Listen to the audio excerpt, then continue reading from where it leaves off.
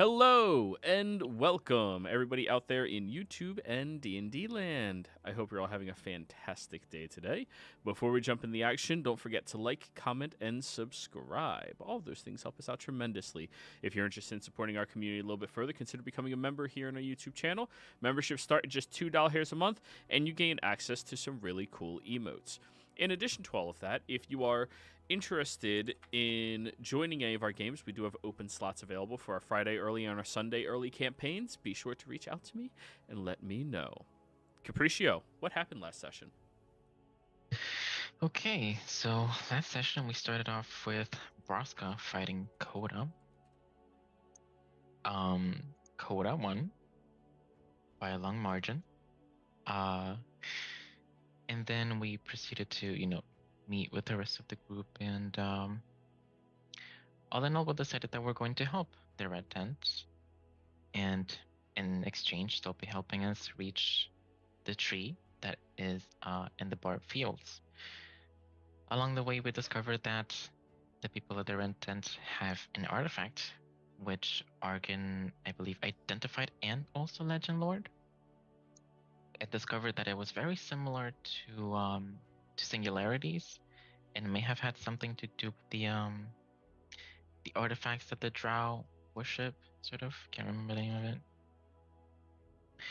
And then we, along the way as well, we also discovered that Coda is actually Braska's dad, because he was telling us a story about how he had a child and he had to abandon it because someone told him that the child would have a great future so long as he wasn't with him. And then he showed us a blanket that had a name embroidered on it, which he said a different name, but it actually spelled out Braska. That was the whole thing. But yeah, we confirmed through scrying that Braska was in fact the child that Coda had to abandon. And so they spent the next few days, getting to know each other and whatnot. And finally, we reached the Tree of Life and the Bard Fields, atop a horizon tortoise. And once we got there, I scryed the actual tree itself, and apparently I was shown a path through the tree by the Wild Mother herself, while Sinclair called on a favor to get us some protection. And that's where we left off, just right next to the Tree of Life that we're about to traverse. So, you've all journeyed up over towards this magnificent, incredible, beautiful natural aspect of Exandria. To date, none of you have seen such a vibrant, beautiful, and tall tree, aside from maybe only a few times Capriccio in the wilds. As you look all the way up it, the brown and golden bark directly in front of you seems to emanate this feel of sturdiness and confidence directly from it. The branches high above your head are so dispersed and stretching so far across the horizon, it shouldn't be allowing any daylight through, and yet you can see little bits of golden light breaking through those branches and stretching all the way down to the ground where you are standing. As you are taking this magnificent sight in, Capriccio and Braska, I would like both of you to roll me nature checks. Okay. Give me just Oh a moment boy, because my intelligence sheet thing always to do. takes the longest time to load. 16. Druid sheets do take the longest to row. It's all those spells. There's so many. I mean, welcome to Druid. Yeah. I think it is actually the worst. Like, Cleric might be up there, but I'm pretty sure Druid has more spells. Do they? Maybe. Like more spells available to them? I mean, because I've played a cleric before, and it was my sheet was full. Yeah, But maybe it didn't clerics take do this have long. more. I have no idea, to be honest. said a nature check, so let's do that. I think technically wizards have 20. the most, but they don't have access to all of them most of the time.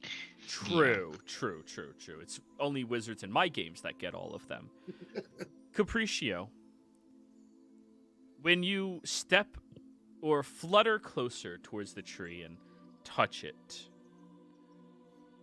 you understand that this is the Arbor Exemplar.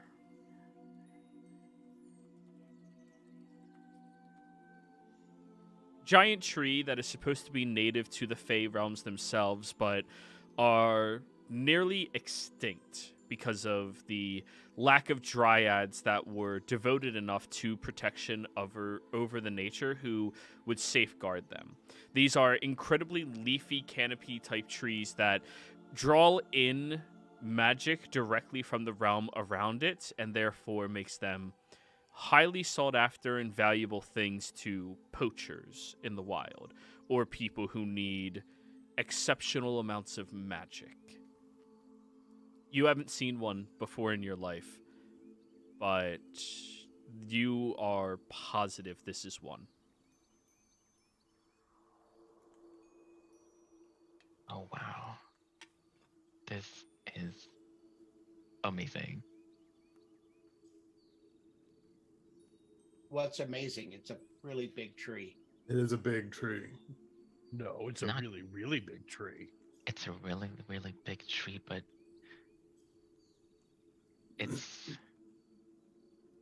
there's a lot to it. You wouldn't understand, you're a wizard. That's a fair point. I know. Thanks. There's other reasons I don't understand. Is it healthy? It's very healthy. It's thriving from what I can see. When you look around you, this has been the only place in the entirety of the barbed fields that you've traveled across that has any amount of greenery in it. The barren landscapes, as inhospitable and desolate as they've been, this is lush, grown, and beautiful. It's interesting that it's thriving here the way that it is. They tend to absorb the magic that surrounds them. You wouldn't think this is such a nice place for it to grow. But who knows? You wouldn't think. So we don't think this one has been infected? I don't know, but I think we would know if it was. Or at least I would know if it was. Unless he's found a way to conceal these things that he does. Well, it had a pretty hefty effect on the last one we saw, didn't it? Didn't it? The last tree he infected, I don't know that that's the same type of tree.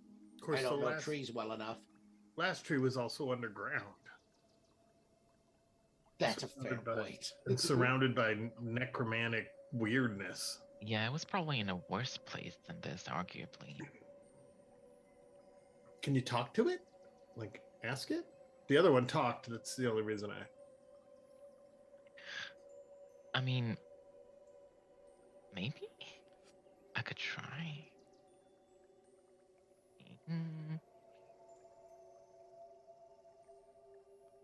Could I try to commune with it in some way, or would I need to cast Speak with Plants? You would probably have to cast that spell. Okay.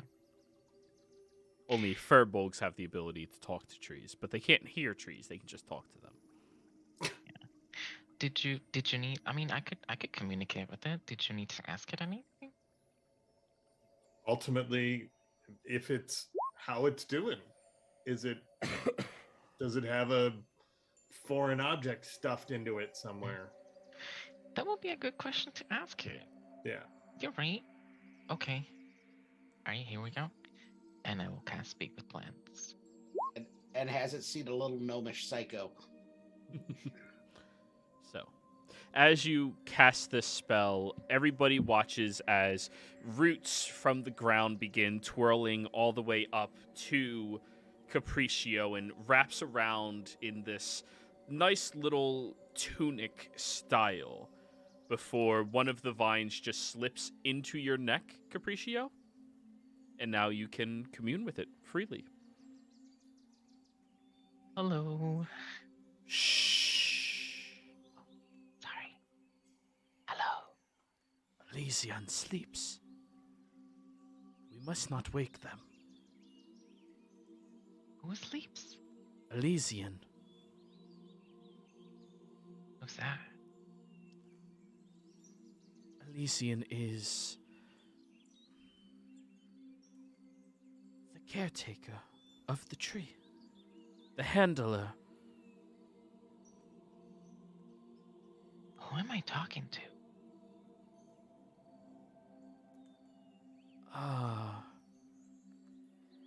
Let's go with nobody. Well, does Doing nobody this- have a name? You're doing this on purpose to me. I do have a name, yes. What's your name? As doubtful as I would ever reveal it to you, I'm sure you would not reveal it to me either. It's been a while since I've come across another of my kind. Another of my kind. I'll look around. Where are you hiding? Roll me a perception check. Perception. 21. Now that you're actively looking around for the individual, you look at one portion of the bark that's just slightly darker than the rest of the golden brown that you've seen across it so far. And you see these almost stone-like eyes looking at you that originally just look like little blemishes on the tree, moss. But that's a dryad looking at you. I see you. Sorry. Last mortals who came here were not good. These are good. These are good. They're coming with me. Are you the ones that she spoke about? Well, it depends who she is and what she said. They give you like a look like you know who she is. I mean, I think so. Well, sorry to cut off your bond with the plants, but if Elysian wakes up, he gets very angry. So I try to just let him sleep. Yeah. It's about. I look at my wrist. I don't have anything there, but yeah, it's about nap time. Yeah. So I'll come out and speak to you all. Okay. You all watch as a slab of bark begins peeling away from the tree and graciously slides down the slope of it before stepping onto the grass and walking over to you all. Before you is a 10-foot tall bark-skinned dryad. Hi, everyone. Hello. In the wave. Oh, hey. Hi. Pleasure. I heard. Who's the caretaker? Yes, the one left behind to watch over the tree. It's a very rare, very important tree. And the caretaker just. They haven't been the same since, well, the last couple of visits of mortals. Huh? Who's visited? Well, the last person who visited was just a very little bit of time ago. Couldn't have been more than a decade.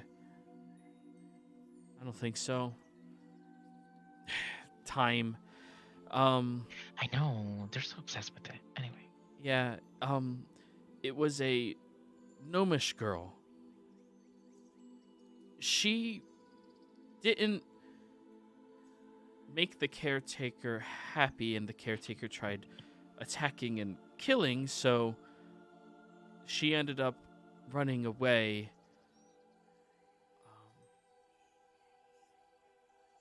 But before that, it was someone uninvited. They didn't have pointy ears. But they were like kind of tall. Is he an older human? Oh no, they were. I mean, Does he look like a bitch? you all consider old wrinkles, right? Yes, somewhat. Typically. Then not old.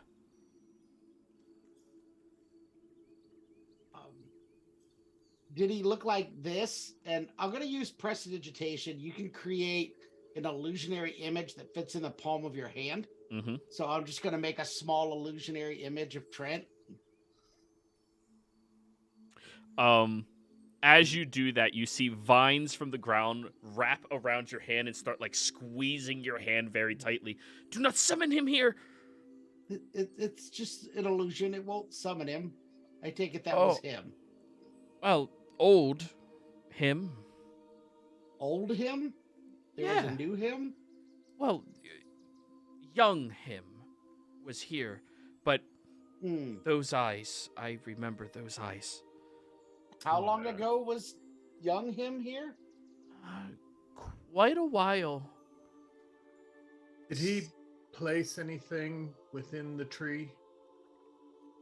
No. He had a gift for Elysian, the caretaker. Then Elysian became, well, angry. Right. And he takes a lot of naps, which is nice, but Elysian's... He says that nobody told him to stop anyone from coming up here, so he's been killing them since then. Yeah. Unless they can answer a question. No. Well, who knows? He might be able to do that. Do you know what the question is? No. I'm never around for it. Oh, him. I'm not allowed near the visitors. Fucking Braska. Yeah, I was expecting Braska to know the question. No. Oh, so you're making an exception for her? Well, I don't know what the question is. I just wanted to warn you, because, I mean, if you go up there and you answer the question wrong, he's gonna kill you. What is he, Elysium? He's a handler. What kind of Kind creature? of handler. Oh, well, Big, small, a lot of magic, a lot of small, hands, muscles. pretty small compared to me. Sometimes, so nowadays Elysium is small, old looking with wrinkles. But before, when they were first appointed to watch the tree, they were beautiful, pretty big, bigger than me. White than me? wings. The Dryad looks down at you, Braska. Yeah. I had no scope for how tall the Dryad was. I said 10 feet. Oh, that.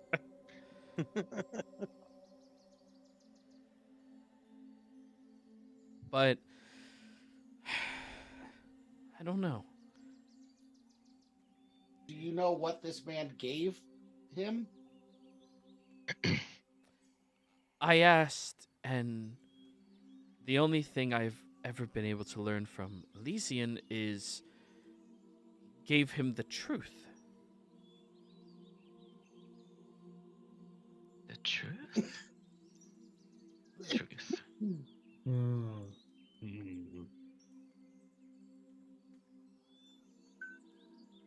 Sorry if I'm not being more helpful, but if she said you're allowed to come here, then she believes you can probably answer the question, or I Is hope so. Elysium male or female? Oh, male. Okay.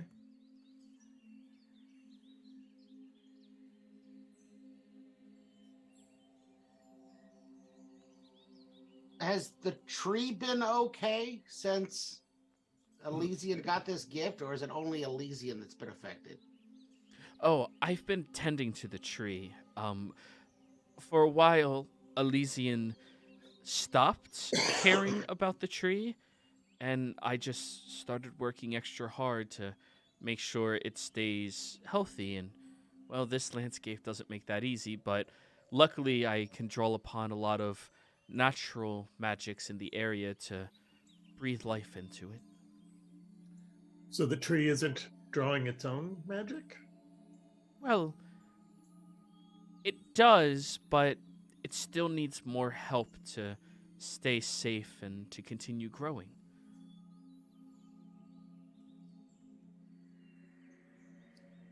I look at Capriccio. Is that normal? What is? Is that normal? I'm asking you. What's normal? The situation with the tree that was just described. The fact that it needs a little bit of help? That it needs, that a tree of life needs help to keep growing. I mean, I'm not an expert. This is really the first one I've seen. Well, I guess it's the second one because we saw the other one. But You've seen one of the others. You have. Where? It wasn't doing so good.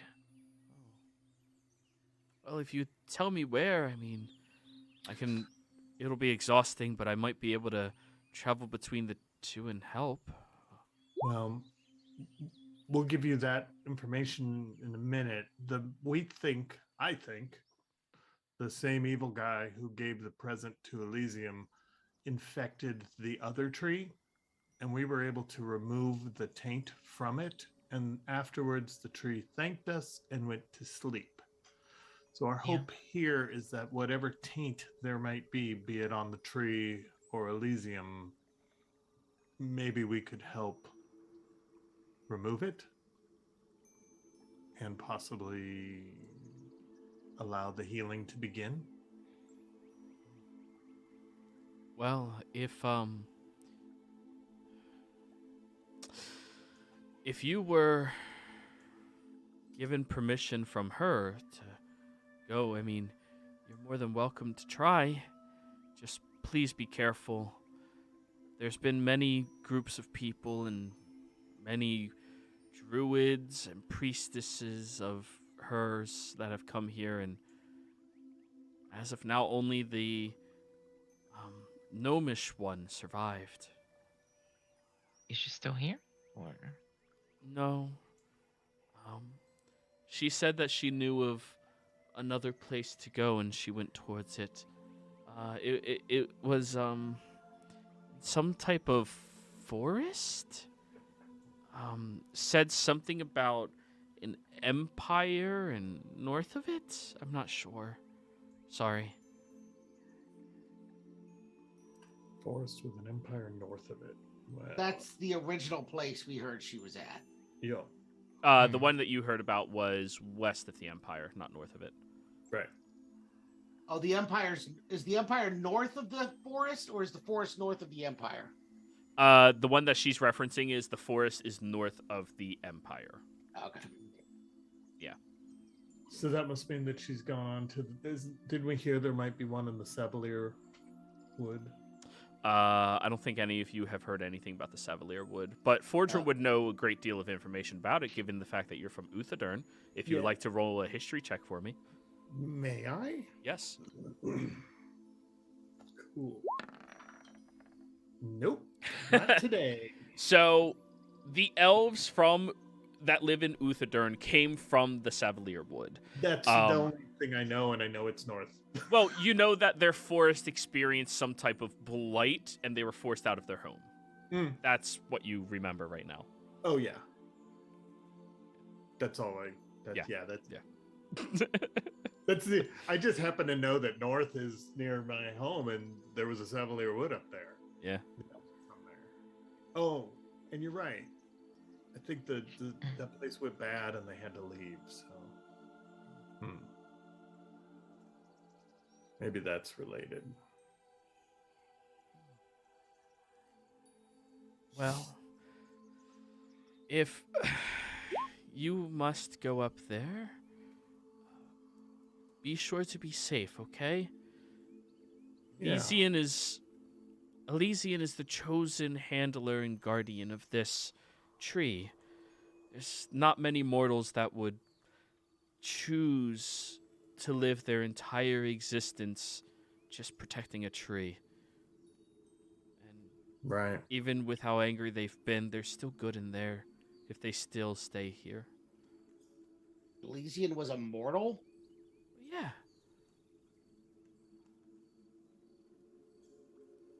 I guess I expected it to be something else other than immortal. Well, City had wings. yeah. Oh. Yeah. It White was wings. Uh-huh. Taller than you? Taller than me when the wings were out, yeah. Taller than you, white wings, immortal? I mean, they were of, like, a relation to, her. Wow. Okay.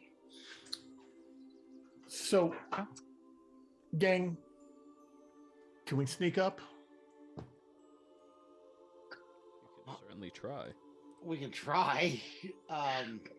Well, I saw a path that we could take.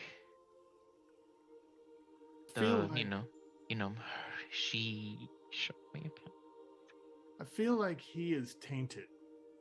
And this is just a lot of assumptions based on little bits of information. So, and if he gets up and kills people, that would be bad. So, I think if we snuck up, we might be able to ask something. We might be able to convince them that we're here to take the gift back because it's defective.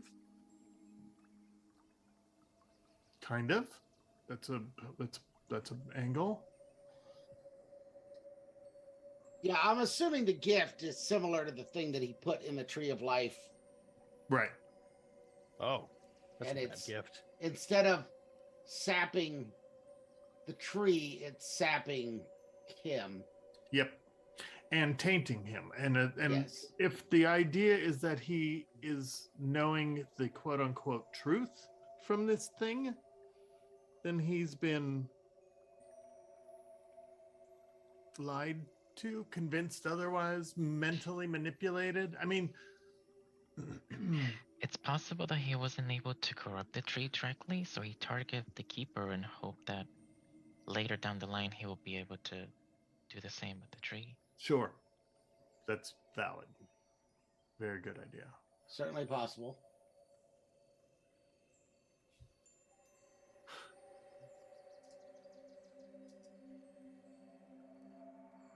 So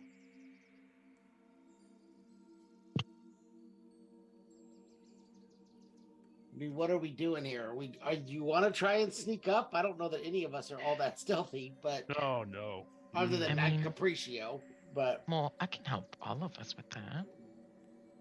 And like I said, I did see a path, and I imagine if he's corrupted, then she would know. So Okay. I imagine she would show us the path that is, True. most beneficial to whatever we're doing here. Wait, I like the idea. wouldn't he see that we're here on her say-so right now? Mm-hmm. He might not care. Oh, Right. If he's tainted, then he might not be able to have that sight. I thought the story was that he was killing people because he thought that she told him to. You all don't know the exact situation. It's just barely. All right, I'm just going off what I was told. Yeah. Well, we just know that he started killing people after. Unless he thinks that she was trying to put a hit on us. We just know he started killing people after he received the gift from Trent. And the gift has been described as the truth. And we know Trent to be a mental manipulator of people. That's why all the Volstruckers and all those other creatures are what they are. Yeah, he may be seeing things a little bit differently than what they really are. Right. He might think that he's still fulfilling her will.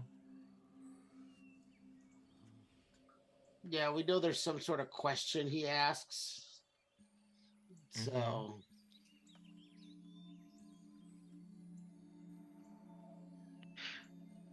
Well, should we make our way up then? we might as well. I mean, this is what we're here for, isn't it, Capriccio? Mm-hmm. So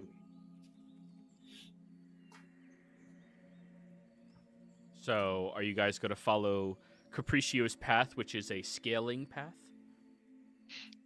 Sure. Yes. I guess I'll leave the chair behind. Nah, just tied to my back. You don't want to have to haul it just in case. So- Fine, whatever. Do you want to give your chair to our friendly? Yeah, if they could watch it while we're gone. Oh, it's not a problem at all. And Sinclair will jump in. Don't worry, I'll watch it. I That don't works trust too. this damn fairy. Faye. You sound just like him. Hey, thanks. Hey, it's a good way Fine. just to, hey, he's not here this session. So, everybody who is climbing up there, I would like you to roll me an athletics or acrobatics check. Your call. Climbing. What does that?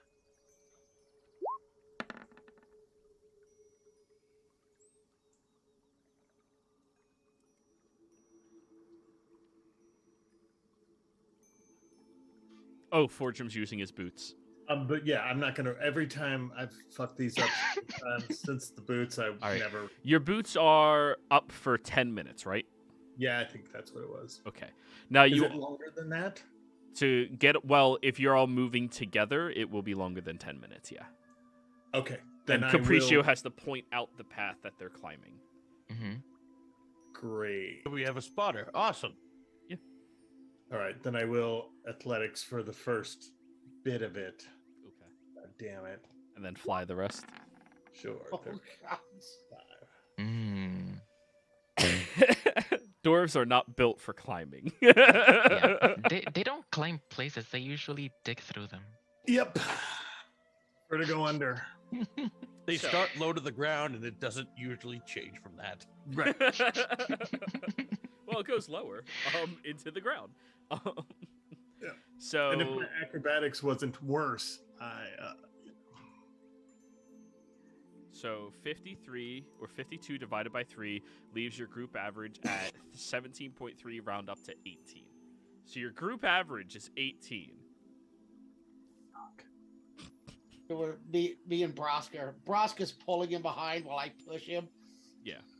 Well, when you're scaling, you're grabbing onto sections of the bark and pulling yourself higher, and you have like these little protrusions from the tree that you can like hold and breathe and rest on, and low-hanging branches you can kind of like lay on, and periodically you slow down to help grab Fordrum and lift him all the way on top of it and place him there. And I mean, the two of you together are picking him up like he's a kid in the grocery store and just swinging him to where he needs to go a lot of the time. thank you. Thank you. Don't tell anyone about this. Just I don't have that ego. yeah. Don't worry. I'm just I'll thinking tell of Sid Lord of all the about it. Rings. Don't tell the elf. But anyways, as you're all scaling up this tree, You spend about 15 minutes physically climbing. Before Fordrum, you feel like you're close enough to the top that flying should probably get you there. Great. With the extra 10 minutes you have. No place like home. Click my boots. And as everyone continues rising up through this magnificently large tree, along the way, the two of you that are flying, I would like both of you to roll me perception checks, please. Okay.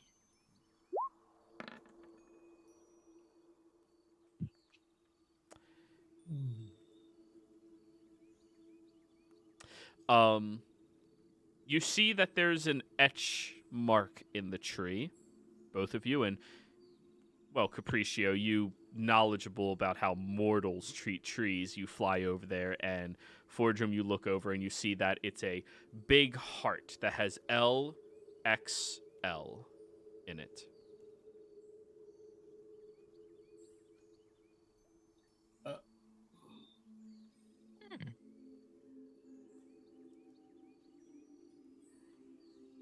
Okay.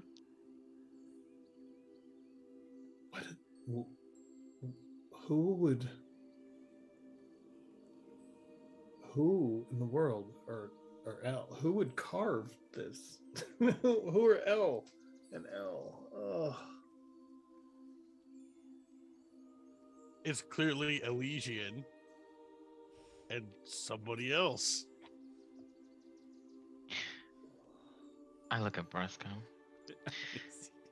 Probably, yeah. Sure.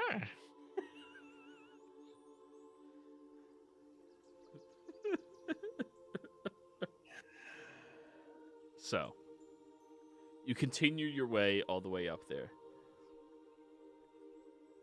What got me, Joey?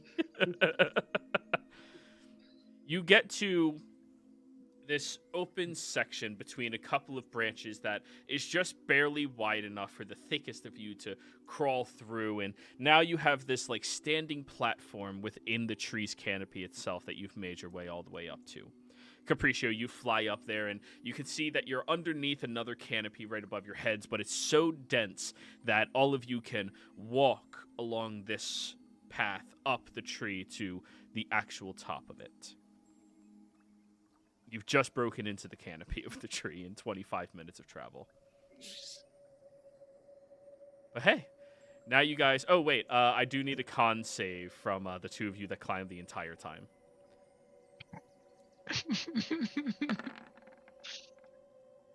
12. Yeah, Argan, you're exhausted until you complete a short rest. Hey, That is the most athleticism you have... You did it! You got all the way up there. But that is more athleticism than you've done in the past year combined. yeah, I've been traveling in a chair for over a year now, so... Legs aren't supposed I'm to shake, mostly right? done my cardio for today. Legs are not supposed to shake like this. But anyways, you continue your path all the way up this tree, and you start to see those golden lights and flakes piercing through. And at one point, as you were traveling, who's going to be in the front? I'll be in the front. Okay. I'll be close behind. All right.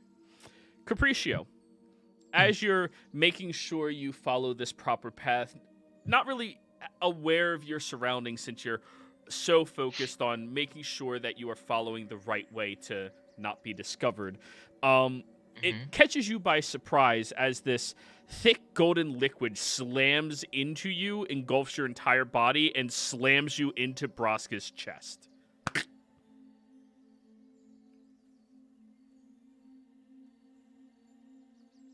Am I still like, can I move or am I just stuck? Give me a strength saving throw if you're trying to break out of it, because this is incredibly sticky. That's gonna work out. Strength save? Let's do it. 15. See, my muscles just naturally assisted you. So as you're like, you put your hands on the chest and just pull yourself off and slick off of him and fall down to the ground. You look at yourself and you are covered in sap. just a big, giant globule of sap fell from the tree and slammed into you. Ooh, it tastes good, though. I was about to do that. I was about to taste it. I do it off my chest too. What the? That's You're almost never wax. You're never getting that out of all your hair. I look Well, around. that is the That was next month's rude. bath. I was flying here. You look up and there's a little like opening in the tree that has like a tiny bit of sap like accumulating into like a tiny little droplet.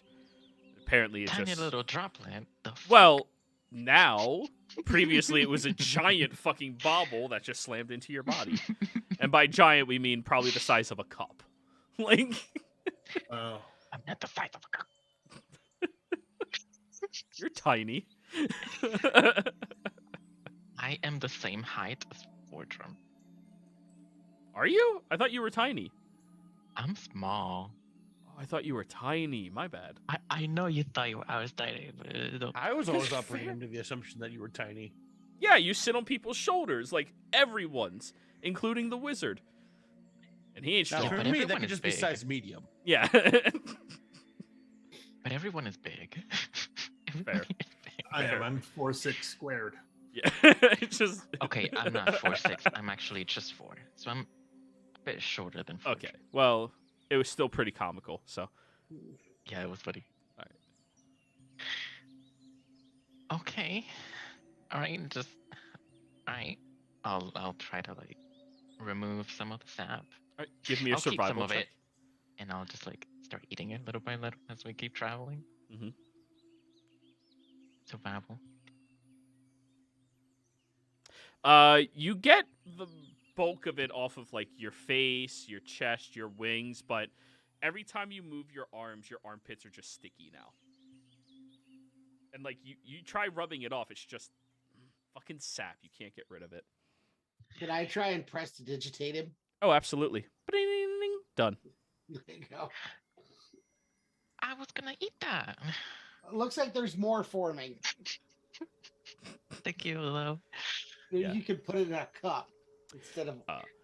And you can always lick Broska's chest, I guess. True, So- I could do that. Broska, you said you're tasting some of it? Yep. All right, con save.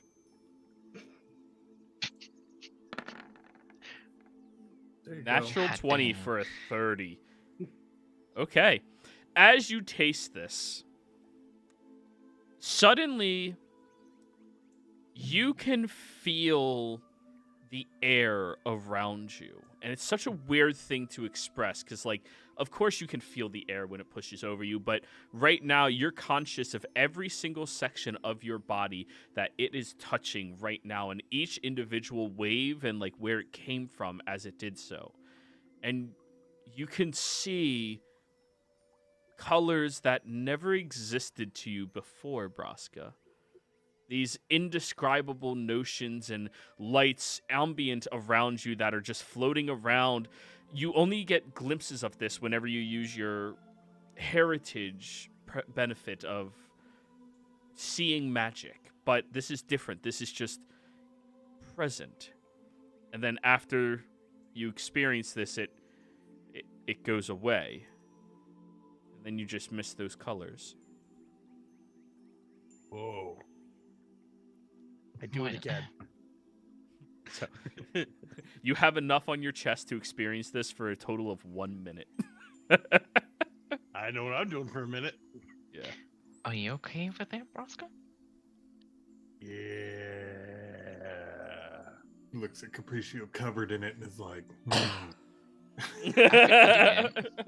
I've been eating it and I look normal. Hmm. Is he okay? Is he ever? Sometimes. Medicine check. Anybody proficient in medicine? Am I proficient? No, I'm I don't know. I'm not. not. I don't think we have one of those. No.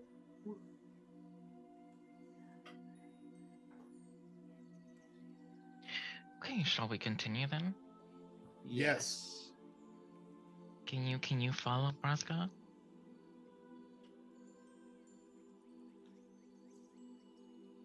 Braska. He's typing. Yeah. Sure. Huh? Yep. I could. Yep. What? Yeah. Nobody in this Someone- party is proficient in medicine. I love it. Can someone hold Actually- his hand? Wait, Braska, you're proficient in medicine? Yeah. Please roll. I hate Let's it see if here. you're self-aware. What the? So, Oh my god. Yo, that's some good shit. while you're experiencing this new thing you've never had before, you think that maybe this tree, the sap that comes from it, is allowing you to see things that only immortal creatures see, like ambient magic, levels of lights and different colors that don't exist to you, that only they have. So this is kind of like an acid trip without the trip. And the Wow. reason it doesn't affect Capriccio is presumably Capriccio can already see this stuff. It's just normal to him. So that stuff's weird. What is? The sap, tasty, but it also like makes you see all kinds of like colors and shit. What? Fun. What do you mean? It's like it's not like when you're like doing other stuff that makes you see colors, because I mean that stuff's also fun, but like it's a very different kind of see, I don't exactly come down from this kind of thing, but What? it's No high. you go ahead. Uh-huh.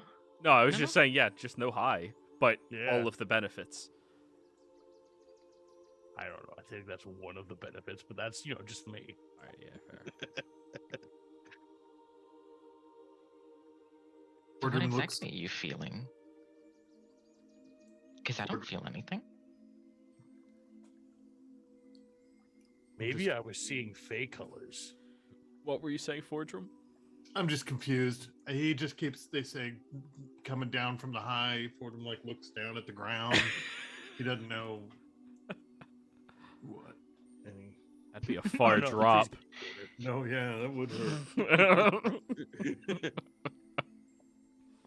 There wouldn't be a dwarf. There'd be a fucking crater.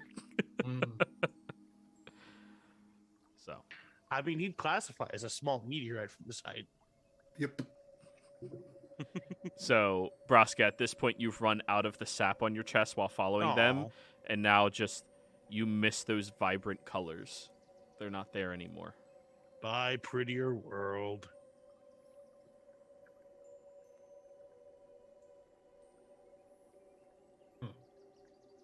Ratio, have you ever ran into sap that has this effect? Is this a product of the tree? Have I? With your 20 roll, unfortunately, no, you've never encountered this. I mean, it is native to the wilds, and if it doesn't affect Fae, Fae would just No, know I it's mean- delicious. It would make a great mead. Mm-hmm. No, I mean, no. Just I've eaten sap before, but nothing has really happened. Nothing like that. Okay, I was just curious. Why don't you look at him? You'll figure it out what I'm talking about.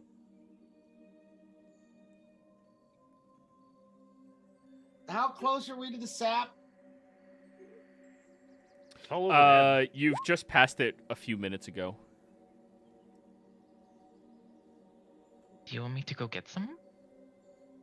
Sure, I'll try some and see what Brock you- is talking about. Do you have a little jar or something? I'm sure I have a vial on me. I've got a couple empty potion vials. We could probably just store it in there. Oh, there you go. Give me a survival check, Capriccio, as you fly back there trying to harvest some of it. Now, keep in mind, it's like a very tiny bit accumulating. Like, I don't know if you've ever seen a tree, like Mm-hmm. when you not cork it, when you start bleeding the tree for sap. Like when it first starts, it's like that level of there's almost. It's very viscous. Yeah. Yeah. God Wow. damn. 12. You managed to get about 5 or 6 drops of it before, like, this is going to take forever if you want more. Yeah, that's enough. Yeah, it's not that important. Yeah, and I'll bring it over here. Hey, Have a little bit. I'll try a bit of it. Just like one little dab with Yeah, your finger. just like a little dab with my finger. Rub on the gum. Yeah. Do the old, Right up in there. do the old Coke test. And, Yeah. Smells great. Argan, give me a con save. baking soda. 17. Okay. You have that same experience that was just described to Braska. You see these vibrant colors and lights that you've never seen before in your life, and you experience what is just feeling magic in the air, something that wizards have never been blessed with before. They have strived, and that is one secret that wizards just have not had access to in the history of their learned existence. But you can feel magic around you. You can understand its native flow in this area. This would be invaluable for developing your skills and developing new spells and magics. I mean, the possibilities are nearly endless, and then it just ends. yeah, we're gonna have to collect some more of this when we're done. 17 was actually a failure. Argan, you're a little depressed that you can't experience this right now. Oh. Uh-oh. I'm gonna finish off what's left in the bottle. No, Yes, but you- that was before Oh, Drew. A few more Argan, seconds. Just a few more seconds Arkan, the Fordrum. of Yeah, I've unattainable never seen him do that bliss. with his tongue either. Don't get stuck in the bottle. I need to see more of this. Ah, Do you know what this You could know what? do? I feel like we could definitely brighten Elysian's day just by telling him he'd have a massive business on his hands. Selling this to the fiends. Anyone who will buy. We're gonna chill. He's Oh, literally like God. right next to a city too. I mean, come on. I mean, the repercussions of what this could do for research. Hmm. I what? could- I'm so confused about what you two have been seeing. Take a Patricio. Yeah. Is it sap kind of like the blood of a tree, or is it like the tears of a tree? It's kind of like the blood of it. It helps distribute nutrients to the tree. So I'd like to just I know this is probably going to be heard and is probably not needing to be mentioned, but maybe we don't actually say that we've found a great amount of value in the sap of this tree, and if nothing else works for you, we turn it into a business when we're meeting this Elysian. Well, I'm not saying it make it plan A, but I'm saying make it like plan like D or E. Yeah, I'm just feeling like, bleeding his tree that he's set to protect might be. I mean, it's a big tree. negatively There's received. probably a couple other exposed spots like that. We could probably get a couple bottles out a day. Yeah, I don't know how this The works. sap, enough. the sap that leaks out of it is usually fine. Usually where there's sap, it means that there's going to be new growth. That's what it's for. Oh, But if it's just kind of leaking out, it's fine to collect it.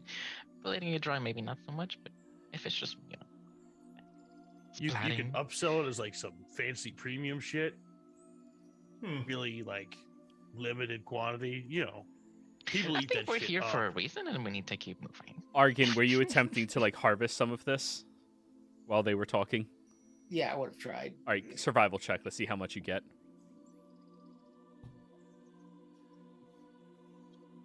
Can I'm you using beat my a I'm 12? using my advantage. Yep. Oh, did it not roll my advantage? Well, you're exhausted, so it didn't. comes out to a straight Oh. roll. Well, yeah. Oh yeah, you're So right. 9. You get 1 drop. I'm gonna hoard it. Yep. Yeah, we're not selling this stuff. This is too much of an advantage. My I can't precious. I can't let this fall into the hands of the Empire. Can I insight Argon, which I've never done before, to just see if Yeah. this seems a little bit That's out of character? completely up to Argon. I don't care. Go right ahead. PvP. I'd probably also get in on it. Ha! You can't read. Wow, Wait, you guys are Argon terrible. deception. You can't read the labyrinth that is Argon. Rolls a 1. Deception. I have a disadvantage. 6. Fortune Everyone can read. Broska cannot.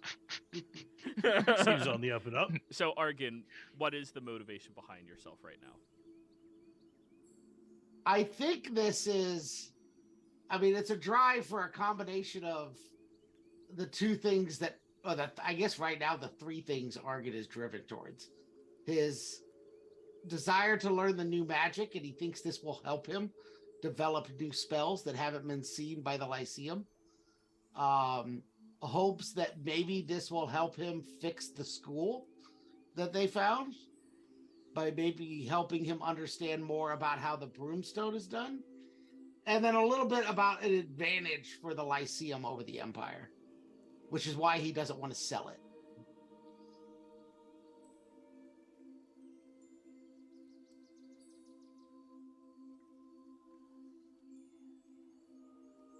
That'd be what's driving me right now. So, to catch you up, Zuvazar, very quickly, y'all got to the tree. Capriccio casts Speak with Plants. A dryad told him to shut the fuck up because the guardian of the tree is sleeping. You found out the guardian of the tree was given something as a gift from Trent a very long time ago by dryad standards. And Tilly was nearly killed by this man for answering question wrong, but narrowly escaped, and has been the only person who has come to this tree since then that has walked away alive. So all of y'all are going up there to see if he's plagued with something and you can help him, or if you can answer the question, or what the fuck is up with all of this situation. Fey tree in nature, its sap gives mortals a trippy experience without tripping. To Fey, it just tastes really good. Cool. Good to know. So, and Argon is depressed that he doesn't have more. So, journeying up the tree, higher and higher. Higher. Higher and higher. As you reach the top limb, you look past it, and you were expecting to see rays of sunshine through this break in the canopy, this opening gap between two large branches in front of you. But instead, it's a soft blue glow that all of you see. And as you walk into this area, you see that there is only a few more branches that look like small trees up here, sprouting from the top of the canopy. In the center is this beautiful blue, gorgeous little trough of water, almost like a pond, and little celestial butterflies floating around lazily. Let me bring you all over to the map.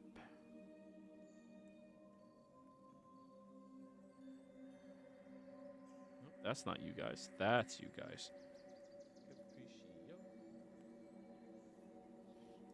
In the front. Zuvazar behind. Thordrum. Argon. Yes. Roska. Oh. Let me bring you all over to the map. Okay. As you look forth over at this large pond, this trough created inside of the top of the tree itself, you see that there's this stone tablet covered in thick moss and this very old-looking individual who peers at you. This man is wearing armor that is severely outdated, given the century you guys all find yourselves in. The hair is wispy and wavy and barely sticking on, and the liver spots across his scalp are very thick and heavy. There's a faint whitish glow behind their eyes as they're looking towards you all, and they tilt their head. Question are we assuming this guy's probably hostile? You assume that there's a question that he asks, and if you answers it incorrectly, he's going to try to kill you. So yes, hostile. Well, I don't think we think he's hostile. I think we think he is tainted by. Which makes him hostile. Well, Wouldn't it just be easier to kill him then? Well, let's try the question. I know we're it's not me killing the talking, but we don't caretaker. always have to jump to violence. I mean, What'd you just say, Capriccio? I said, no, we're not killing the caretaker.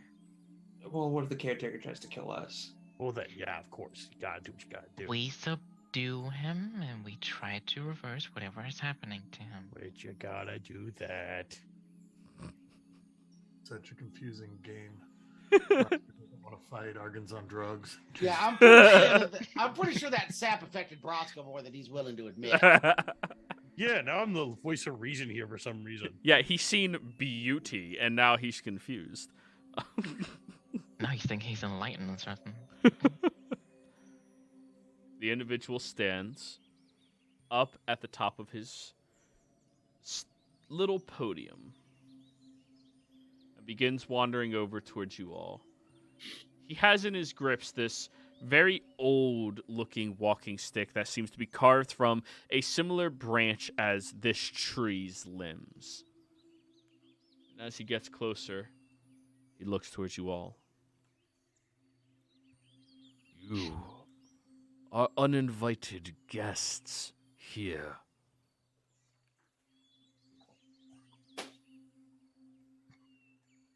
Not so. You call me a liar. No, I don't. But we were invited. Just not by you. Who invited you? Well, Nobody. and I sort of hold my shoulder where one of those little leaves is still on it, and I'm like, Wild Mother? Typical. Liars and thieves coming here. She speaks to me. Mother always speaks to me.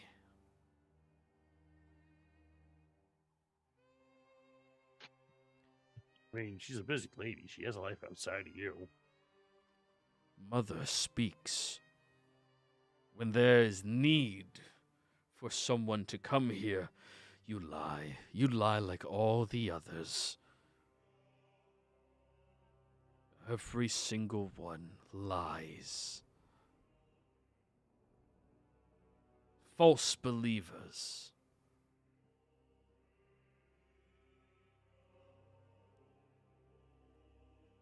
I never said I was a believer.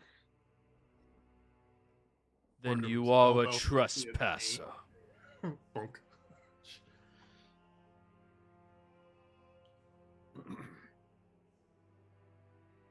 If you come here with an invitation, then you know the answer to this.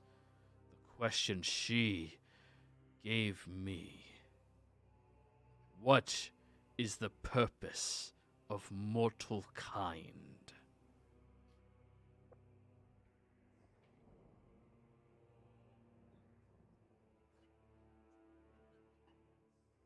We're gonna need a minute to confer here. Use us. Huddle Or time. guys, if it turns out his to be back some on shit him. like the friends we made along the way, I'm gonna fucking jump him right now. All right, Brosco's back. Gordon turns around, does the little huddle up. Everyone has Well. to kneel on the ground to huddle with you. What do we got?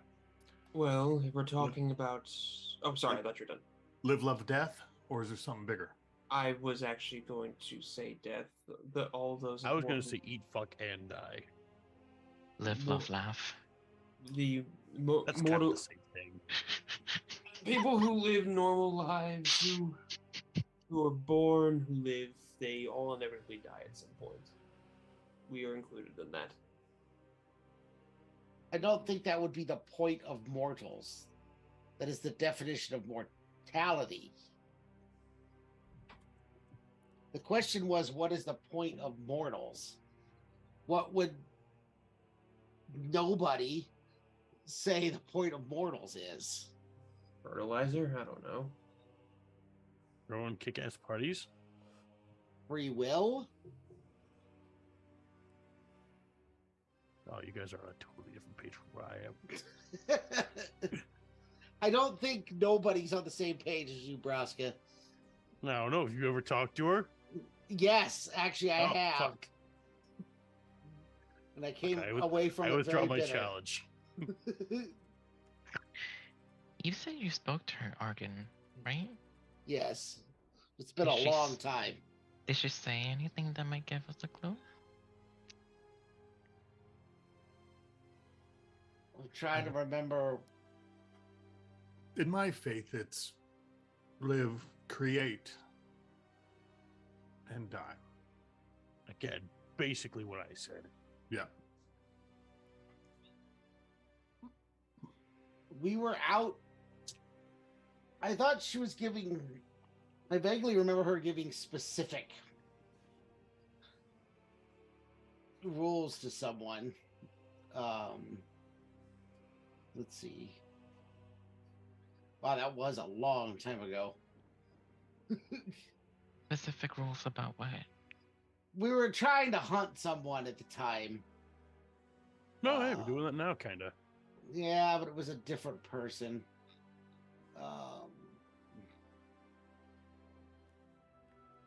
Let's see.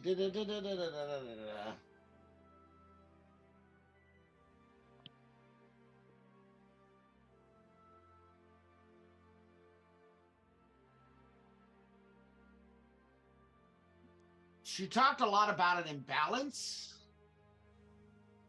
And he needed to burn it. Something about burning a forest to kill a fungus that threatens the forest. All things should never be awakened as they are a threat. So, are you saying the point of life is pest control? Because that also doesn't sound right. I think maybe the point of mortals is to try and maintain the balance. She had talked a lot about balance, that the world's on an imbalance and that the balance needed to be the balance needed to be fixed. From the one conversation I've had with her. Or we make it sound classier and make her just say, the point of mortals is to make things better. That sounds like the kind of bullshit a lot of gods go for.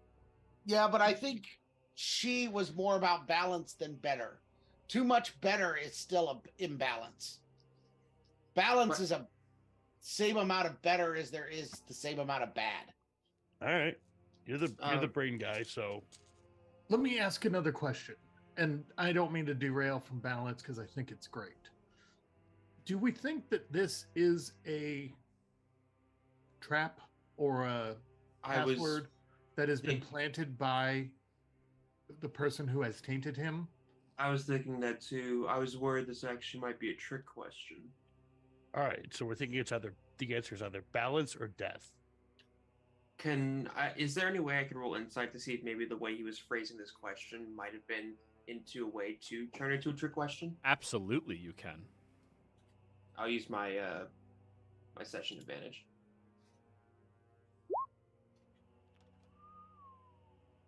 Zuvazar. The way he said the question she gave me, it seemed like there was a sadness behind him. Like he went a period of time without hearing from her, and he is latched onto what he heard at a later date. And the way he's looking at you all expectantly is as if only true believers would understand what it is that he is asking. People who aspire to her above their own lives, above their own convictions. They would rather listen to what her commandment was over anything else. But as So you he's- look at that, you see there's a black wisp that kind of settles around his eye, like he's plagued with something. Do I get the impression that perhaps, no matter what we say, he's just gonna take it as the wrong answer? You get the impression that... Dude, you hit 30, which is a near impossible insight. You have an impression that if you give the textbook answer, he will probably be forced to attack you. Okay. But if So you the give the correct answer that is not the textbook answer, maybe you can get out of this without fighting. But if you give the wrong answer, he will probably defend as if he is her chosen champion, as this individual is. It's a very hard balancing act. Oh, Thank you. Yeah, Zerzar will he'll throw that out there. He'll say he's looking for the correct answer, not the answer that is put down to paper or the wrong answer. He's wanting the correct one. He's got something wrong with his eye. I can see it. I think we just have to play this smart. We don't give the obvious answer. We got to give what we believe or what he believes is the correct answer. so Argon, you were saying balance. Is it the balance between life and death, love and loss? I think it was the balance between good and evil. Well, I feel like that's you all are mortal. What does that mean to you? eat a fuck of a lot, fuck like a champ, and piss off like a champion. Well, Okay. Yeah, so maybe Braska's not the tent pole we should put this on. No, but Fine, we could go separately. I don't what care. about you, Arkin? What about you? What? What does balance mean to me? No. Oh, What is your point in life? What's your purpose? my purpose has always been the study of magic, to learn more and to master magic beyond that no one else in my family ever has. Okay. It's always What been about my you? point. What about you, Fortune? just kidding.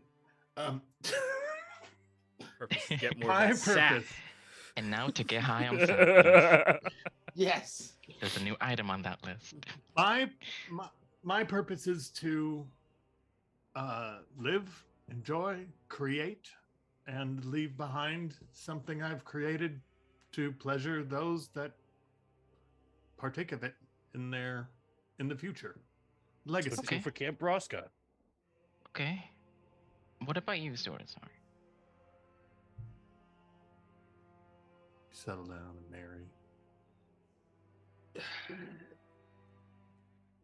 If I have to be honest, I'm sort of in the same vein as Fordrum. Make something of yourself. Leave a mark on this world that people will remember you by. Doesn't need, unfortunately, some people see that can either be good or bad, but something to leave behind and perhaps it can grow in your stead. Okay. So what do all of your answers have in common? Leaving a mark, probably.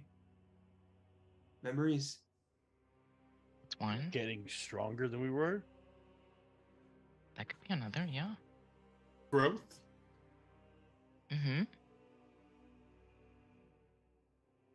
Yeah, leaving behind, I guess, kind of like leaving a mark, like Zerzar said, would be leaving behind something more than what the world started with, leaving something Mhm. behind. And most of all, follow your passions Hmm. and pursue the just- ideals that you believe in. Are we just Sith? Yes. Who? Who? Oh, sorry, different universe. Don't worry about it. But yeah, Did you have some of the sap too? I mean, I probably took something from the ship, and I just got mixed up in my bag. But I'm not complaining. I'm gonna take that as a yes.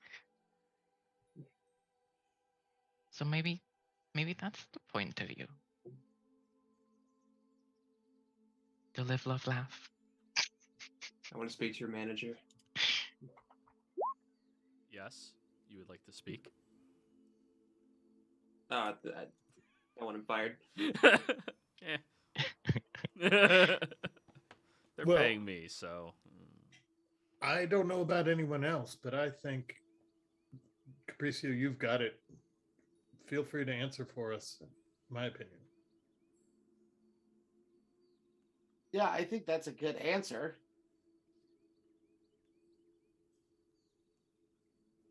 Okay. That's what you want to do.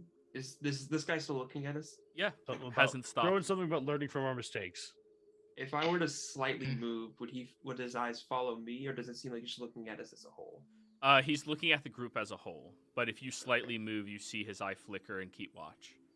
Ah, shit. This is an Well- exceptionally observant individual. While I understand your answers, I think it would be more fitting if a mortal delivered the answer.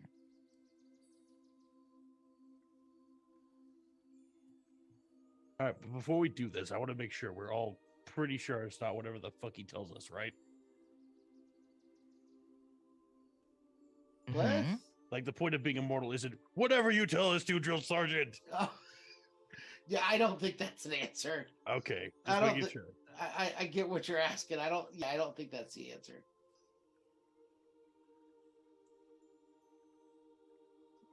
So, okay, so Capriccio doesn't want to be the spokesman, so who is? You? Me? Yes, you're the smartest of all of us. Yeah, but I'm also the least eloquent. Yeah, but I think Okay, I but you're. think you should do it, Fortune. Are you I saying you think- want to send me to answer a question that all our lives depend on? yes. Raska, you're very nice, but I didn't say that at all. I think you should do it, Fortune.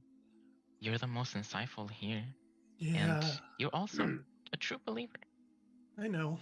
But like the different god. Yeah. All right. You've got this, Fortune, All right, so here. and I give him guidance. Wait. Before I do it, I just want to practice my answer on you guys. And I turn around and Okay. look over my shoulder and hold my Oh finger yeah, up like, he's "One he's moment." waiting. And I go, thank you. All right. Okay. So the question was, what is mortality for, right?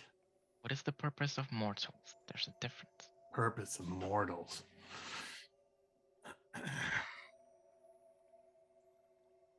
See, I just go right into faith and I'm stuck.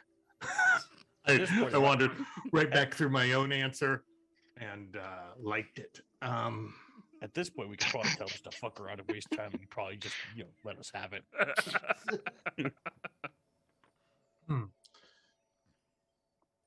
So it's to live, create, become more than we were, and die. Right? Well, I thought the Kind answer was of. the pursuit of passions. Yes, to We pursue could- your we could simplify passions, that a bit to more. grow, to leave a mark, The and pursuit when of the time comes, to depart. happiness. We could simplify that. Live well, and die well. That, yeah. Live for what you want. Die Okay. well. Okay, hold on. I'm gonna make a note.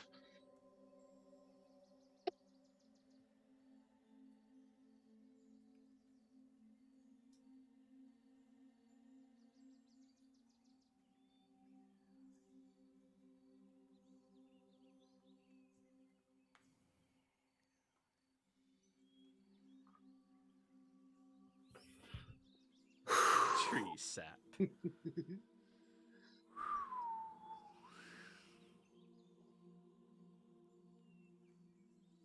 So I don't need to say anything about balance? No. I don't think so. I think balance leans into the we're not supposed to give the right answer kind of thing. Yeah, I get it. I just feel like The drugs we made along the way. there's a piece of this being so natural that living with the balance of nature is something he'd be into, but Well, but I think the point is that he's messed up. I don't think what the answer he typically would be looking for is necessarily the right one.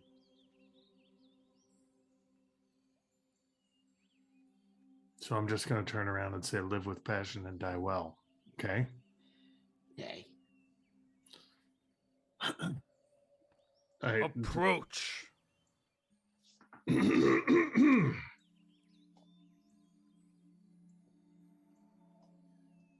He points at the ground. I'm trying to turn my. There we go. Miniature. Everybody's blue, and so is the thing around my. So where do I? So I walk up to where he's pointed, Right there. Oh, yeah, that's fine. and I will do that. Like walk up to where it's almost like that's uncomfortably close.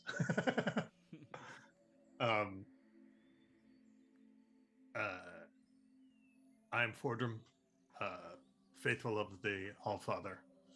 I think the answer to your question is to live with passion and die well. Roll me persuasion. I gave I'm you gonna- guidance, by the way. And yeah, I'll double guidance myself. No, I'm kidding. But I'm going to use my game advantage Sure. on this persuasion. Not bad. And then I got a guidance, which is a D6. 4. 25. He gestures directly beside him. I still stand where I'm standing, and I look beside him, and I look back at him, and I go, I'm not sure what you're insinuating. Stand aside. We all have to give our own answers. Yeah, okay. I didn't see that one coming. Okay. You know what? I was gonna ask, but I thought no way. Zurzar will. Yeah, fuck it. So Zurzar will I'll step- step to the side. I'm going to pivot, though, so that I am facing, like, staring into his side eye. Do you want to give me guidance? Horatio, just on the off chance I fuck up real bad. You got this. Pat, pat. Appreciate it. I'll walk forward. Do. You are forward now. Move yourself right there. I'm going to ask him also, may I cast something? You may not. Will be of no harm. Until they are complete. You answer. What is the purpose of mortality? Legacy. They're leaving something behind so it may grow, even though you may not remain anymore. Legacy, leaving something behind so it may grow. Persuasion. Doop-a-doop-a-doop. Yeah, you don't need a D4.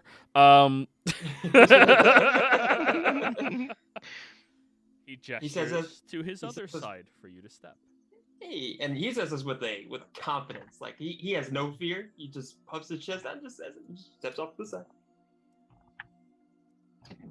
Actually, for you, does Zuazar actually believe that? Yeah, Okay. absolutely. Okay, just had to make sure. It's one of the few things he truly believes in. Approach. All right. Answer. I would say that the meaning of life is to live big and die in a way you can, live with. That makes sense, right?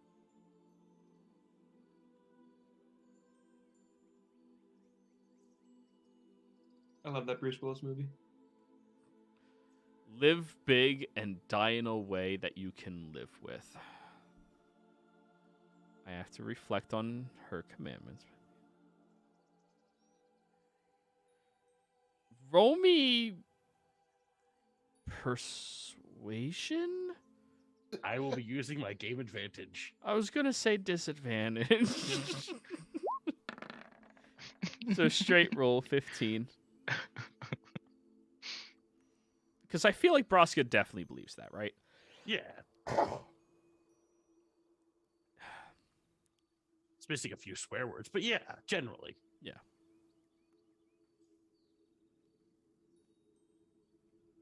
Step to the side. Woo!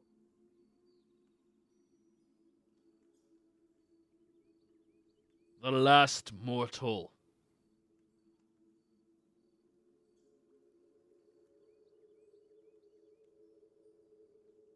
That means you working. Yeah, I know. I moved up there. Still shaky legged, fiending. Tired, Yep. angry, depressed. Jonesing for more syrup. Everybody stole every other answer. I mean, it's all basically the same. The point of mortals is to be the tipping point between good and evil, between the timeless on both sides. Our free will is what makes us the tipping point to try and break or maintain the balance between the two. That answer. Oh, I gave the right answer and it's going to piss him off. He starts grabbing up towards his right eye as you see this black wispy energy dripping off from it very quickly as he takes an instinctual step back into the pools of water. You watch as the water itself begins swirling and consuming around him as he drops into it, falling completely out of sight. Back off the water now. Argon, questions are supposed to be your shit. How did you fuck that up? I don't think I fucked it up. I think that's the problem.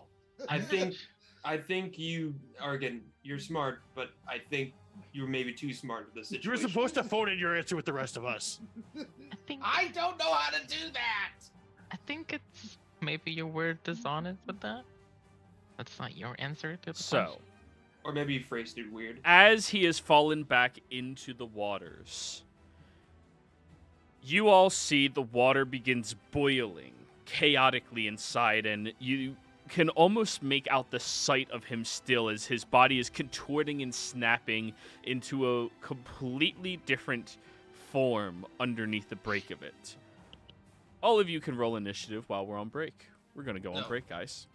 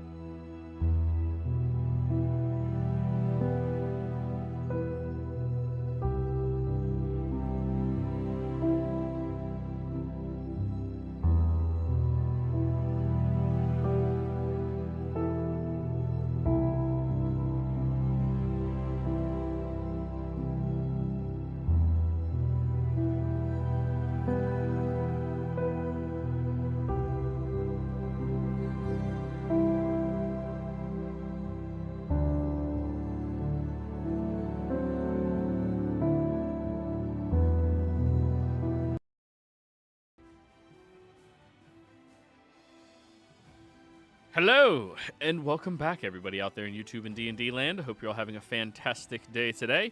Before we jump back in the action, don't forget, like, comment, subscribe. All those things help us out tremendously. If you're interested in supporting our community a little bit further, consider becoming a member here on our YouTube channel. Memberships start at just $2 a month, and you gain access to some really cool emotes. Aside from that, if you're interested in joining any of our games, we do have open slots available. Be sure to reach out to me and let me know. It's Friday early and Sunday early as of now, but the Sunday early might be disappearing very quickly. I had yet another person from our community reach out about it, so we'll see. But anyways, as we have left off, Fordrum, you were watching him move inside of the water, and now he seems to have disappeared into it, and he took on almost like a serpentine-like shape while down there, and you're not quite sure where he is, but that definitely looked like he was coming to attack. What would you like to do? Well, damn it.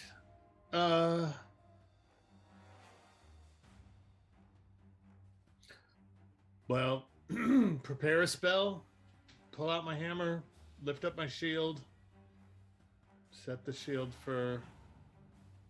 Jeez, I don't even know what this thing would be. Celestial? Fiend? I don't know. Something. Yeah, probably. I don't know. And just wait, hold my spell. When he comes out of the water, I'm going to try and hit him with a... I'm going to try and touch him with a greater restoration and see if I can rip the curse out of him. Setting the shield is a bonus action? Huh? Choosing the creature type on the shield, is that a bonus action? What type of action is that? I think it's an action. Bonus action? I don't really know. I thought it was during a short rest you could change it into something.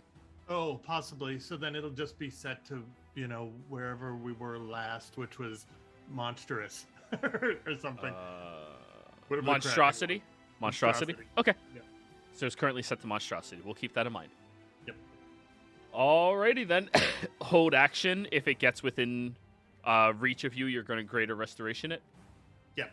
All right, so you summon and muster the magic into your hand, holding onto a handful of diamonds, getting ready. Vraska! All right, I'm going to rage and hold my action to swing my new sword at it All right. when it gets near. Argon. Muted. I'm backing up over there. I'm not gonna hold an action. I'm just gonna wait until next round. Alrighty. Could hold a cantrip. Like I could, but I don't know what to do with it yet. I don't know that I want to attack him yet.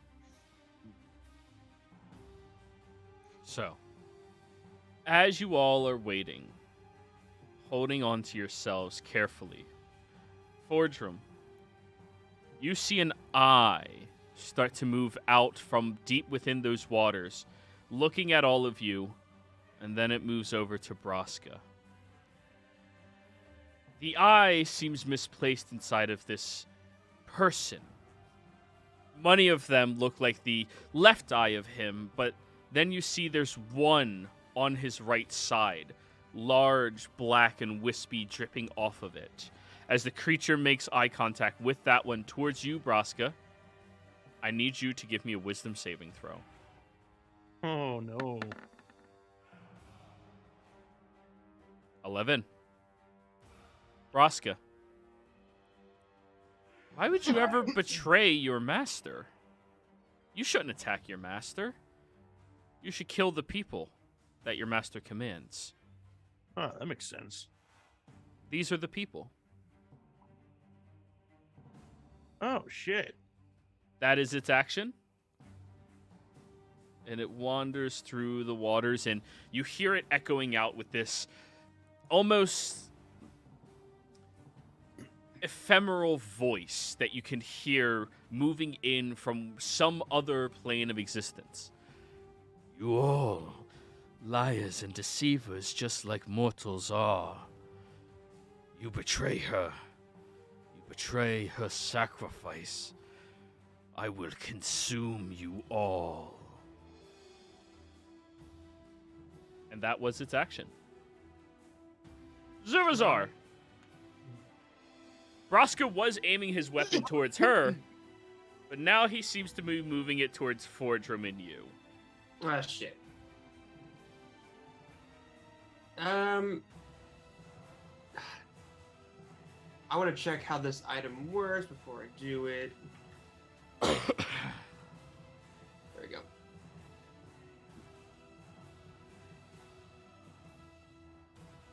Okay, cool. I can actually do this twice. I will back off to here. And then as a- It does not have reach to hit you from there, so go ahead. And then as I'm moving back, I'm going to... I haven't taken out my rapier yet, but with left hand kind of holding the handle, the other hand flicks and 2 daggers pop out. And I'm going to flick one at Braska and one at the Abilene. All right, go ahead. Flicking at So- Broska. Broska is raging. That is fine. We'll do Oh yeah, this. Broska, at the start of your turn, you were supposed to declare if you were recklessing or not. Were you? I was not. So- 25. At the Aboleth? This the first one's to Braska, the second one's to the Aboleth. Okay, 25 hits 25 hits. Okay, I'm not going to sneak attack you. Broska. Bastard. Despite you wanting to do something, I'm sure Zurazar notices the fuckery that's going on. Braska's like, oh, let me just kill my friends real quick. That's very un-Broska-like, actually, yeah. Yeah. For By the way- 5. Have down to 3. Broska, give me another wisdom save. Okay. Zurazar, your attack is at disadvantage against Braska because I'm within 5 feet of him and Fordham would block that. So go ahead, roll again. Zurazar. Okay. Let's see. It's not hard to hit him. All right, so That was- 25 was the low roll. That was meant for the Aboleth. Damn, that would have been a crit on it. Can I say this one was for the Aboleth and then the next No, one? no. So, Yeah, it's easy. 5 Just roll another 20. on the wisdom save. Broska, as the dagger slams into you, yep, your master has some really good communication skills. He convinced you. Yeah, you should kill him first. Ah, Jesus. Okay. He's making some points, I gotta say, you know? This one's for the Aboleth. Mhm. Oh. 15 misses. It goes flying over towards it, and it swishes around inside of the water, dodging. Well, lucky for him. Also lucky for me. I'm gonna bonus action stealth. Gotta break Broska's fucking... Do you have advantage? I've got my cloak. Oh, okay, so 27 on the stealth. Broska, that damn shield got in the fucking... Wait, where'd he go? He always does this. literally, the shield blocked the line of sight, and then the second is nothing. All right, so that's the end of your turn. Capriccio. Okay. I see that Broska's being weird, correct? Oh, yeah, he's like... He shifted away from the creature and started laughing like he does when he's about to kill something towards Zurazar. And then now Fordrum, I guess. Alright, let me see something here. Oof, I don't have dust.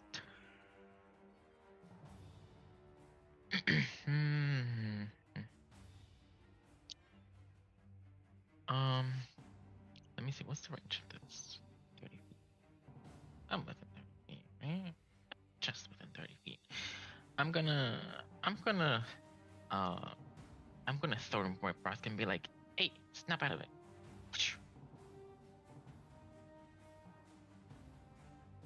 So you're attacking Broska? Yes. You whipped him real good on that one. 16 half down to 8. All right. And then,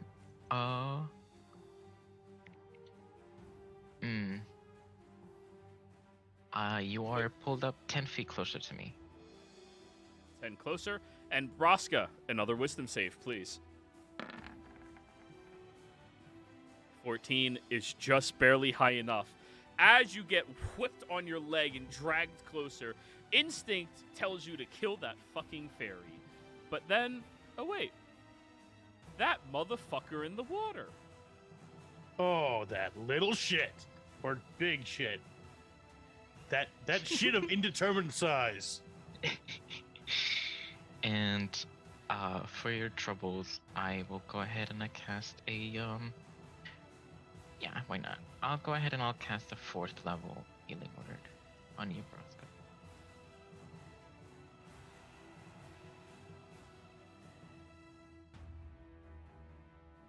Yeah. I think he's above full. So Yeah. probably could have gotten away with like a second, but yeah, like It's fine. be a I have thick boy. slots. I literally have 0 4th level spells prepared. Yeah, it's all good. All good. Alrighty then. All done? Go to one of these just in case. So, Fordrum said he was charging him and attempting to cast Greater Restoration when he touches the eye.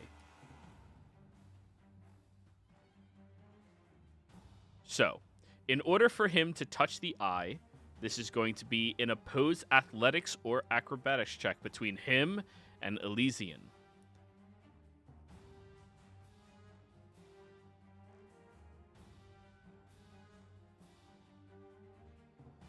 Fordrum's character sheet. I don't think anyone has access to it. So Yeah, and it's not popping up for me either. Oh, That's weird. Roll 20. to say I have Sinclair's, but Zurazar's is opening.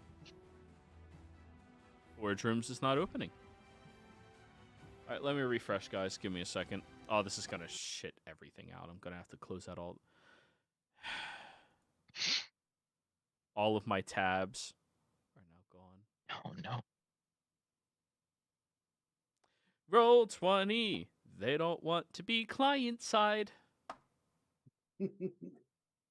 It would just make the game so much better for anybody with a PC made in the last 20 years.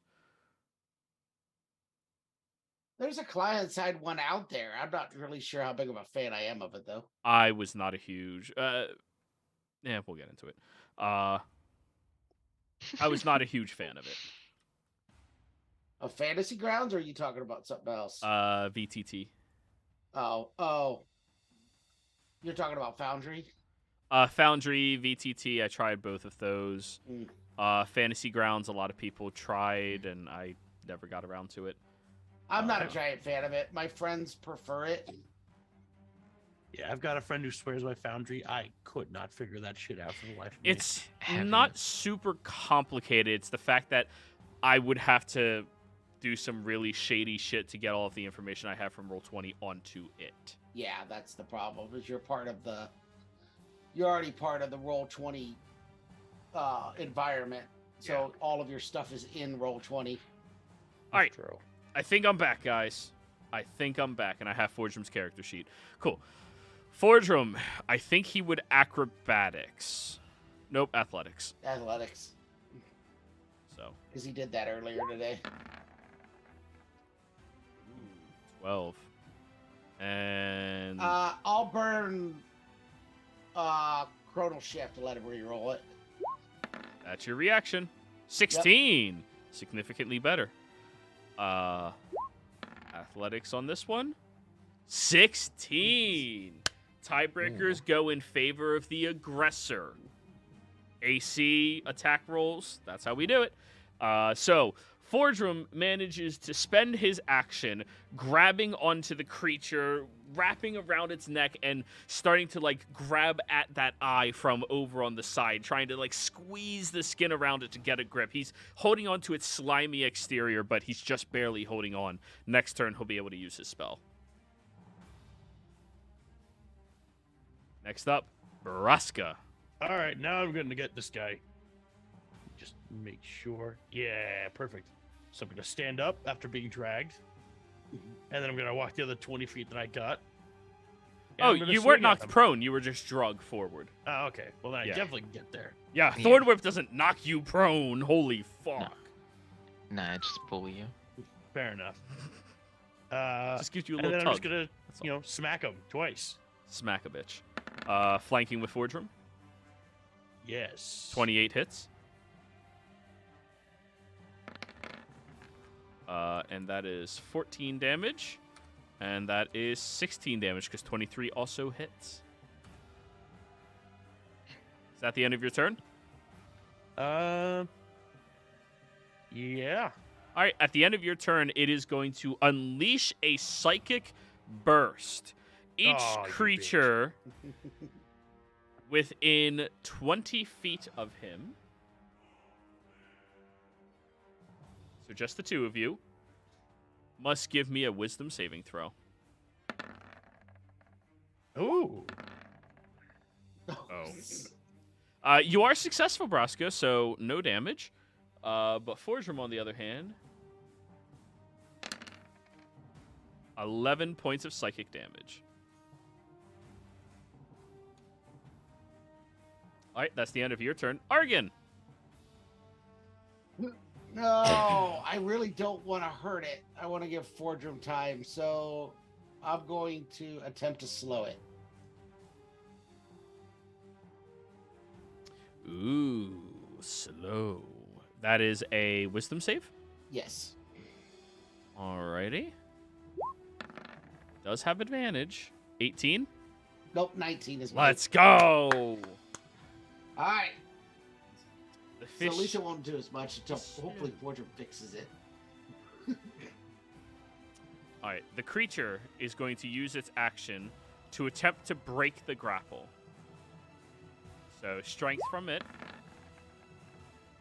22. Ooh, that's going to be rough. Fordrum's going to have a rough time beating that. Fordrum. 11. Fordrum is whipped off of the creature, no longer grappling onto the eye. But that's its whole action. Zuvazar.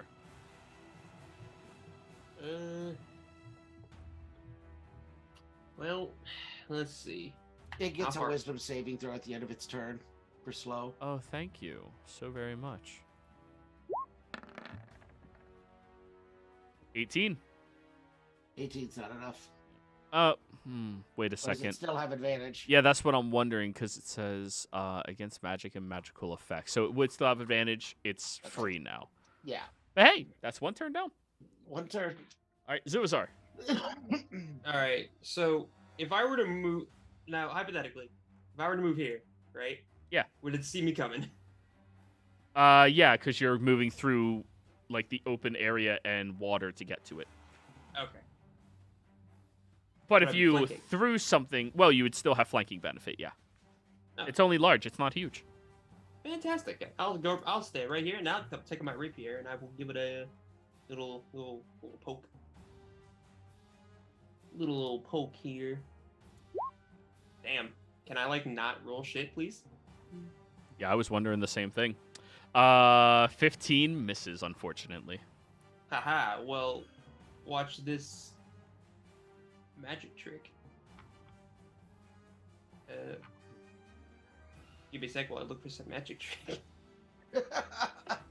Wow, that's a great trick, bro. Thanks. Cool trick, bro. Um, Show it at parties. All right. Bonus action. Dash hit.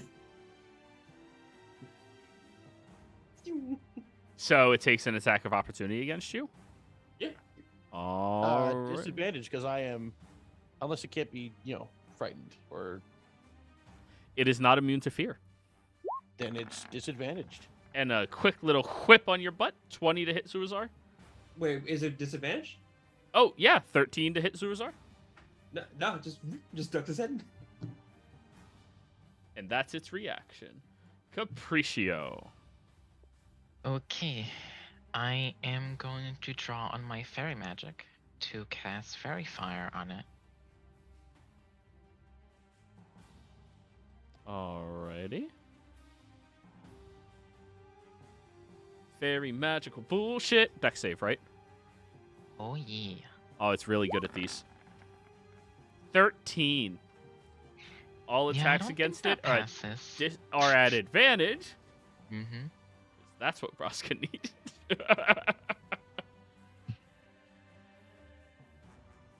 And yeah, that's gonna be it for me. Easy target. That's it. Yeah. All right. Fordrum is going to attempt to grapple it again. Athletic. 16, not bad. Against Same roll. 16. Second verse, same as the first. Same It keeps roll. happening. Wow. Right? Okay. All right, Braska, your go. All right, doing it twice with advantage. Without error. 31 hits, 29 hits. So as of now, you're the only person who hurt. Same damage again. What the I know, hell? right? That is very In the creepy, same order, guys. too. What is happening? Right? The random generator's broken. 1, 2, 1, 2. All done, Braska? Yeah. Alrighty. Up next, Argon. Oh gosh, so many choices. Oh, wait. Before your turn, it's going to do the psychic thing again because it had a turn. Okay. Wisdom save, Braska. Ah, damn it. Fordrum failed. You failed. And that's going to be 13 psychic damage. And I don't resist that. Your only weakness, your brain. How did it know? Alrighty, now Argon, I apologize. That's all right. All right, I'm gonna try and cast Dispel Magic on the eye, trying to suppress whatever it is the eye I think is doing to this guy. I don't know that it's gonna work, but I'm trying not to attack it. So, you summon forth your magic and throw it out towards the eye, and you feel that it grasps on, and there's something magical there. In fact, you see like a black wisp shoot off from the eye. Whatever it is more powerful than your spell would interrupt, and it seems to be plaguing this creature on not just a magical spectrum, but a spiritual spectrum. Okay. Yeah, so Fordrum has the right idea. You need I something just- far more powerful than Dispel Magic to do it. Yeah, I get you. All right, that's my turn. Alrighty. It's its turn again. Fordrum is grabbing on, but you know what? In this form, it's kind of just pissed off. So, tail whip on Braska. Alrighty. 28. That'll hit. I'm Uh, going to use my reaction for something here and cast, where is it? I did not put it on my sheet, but my sword, my new sword, gives me, what's it called? The post. Hellish Rebuke. +5. Oh, Ooh. Mm. So Fourth let's level. go with resolution of damage. So that's 10 plus 4 is, well, okay, 14 points of bludgeoning damage and 5 points of psychic damage. So 7 bludgeoning and 5 psychic. And then you're going to rebuke it for a dex save. Yep. Dodge. 17.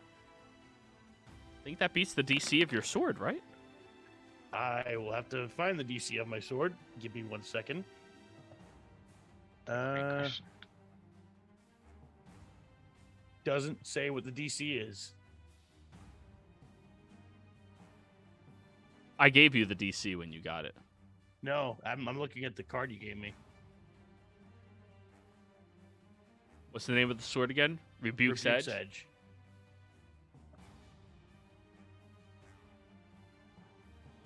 Oh, It just says at 3rd level. oh, that's my bad. Oh, This never was mind. a uncommon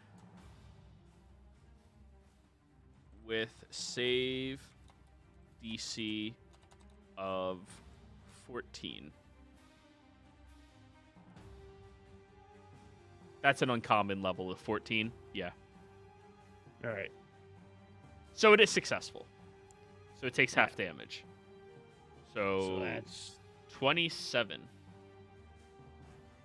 13, 14. 14. Plus it's fire damage, so still just 14. It's hurt. All done? Oh, wait, no. It has another attack. Yeah, you kind of just pissed it off there. More hentai slam. That still hits. So 11, 12, 13 points of bludgeoning damage and 2 points of psychic. So 7 and 2.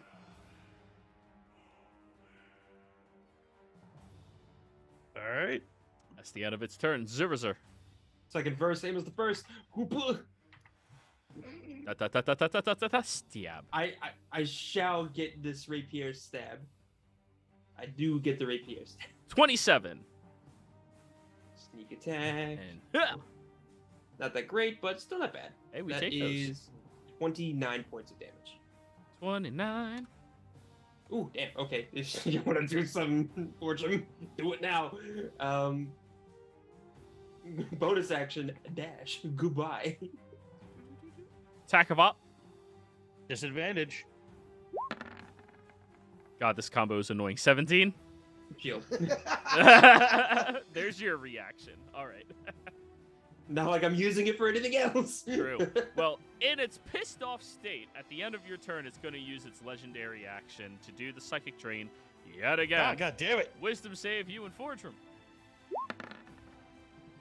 Yeah. Let's go. I believe Fordrum is successful. Yeah. How does Forger only have a 3 to wisdom saves? What is that? Because he's not a Cleric. cleric, he's a fighter cleric. He's a fighter cleric. I will choke the life out of him. He chose He not to didn't play want paladin. to be a paladin. He wanted to be a fighter cleric. Oh my god. Hey, Braska wanted to be whatever the fuck Braska is. You know, like. Roska's a druid, isn't Is that he? save or suck? Yeah, that's save or suck. Holy shit. Capriccio. Okay. Okay.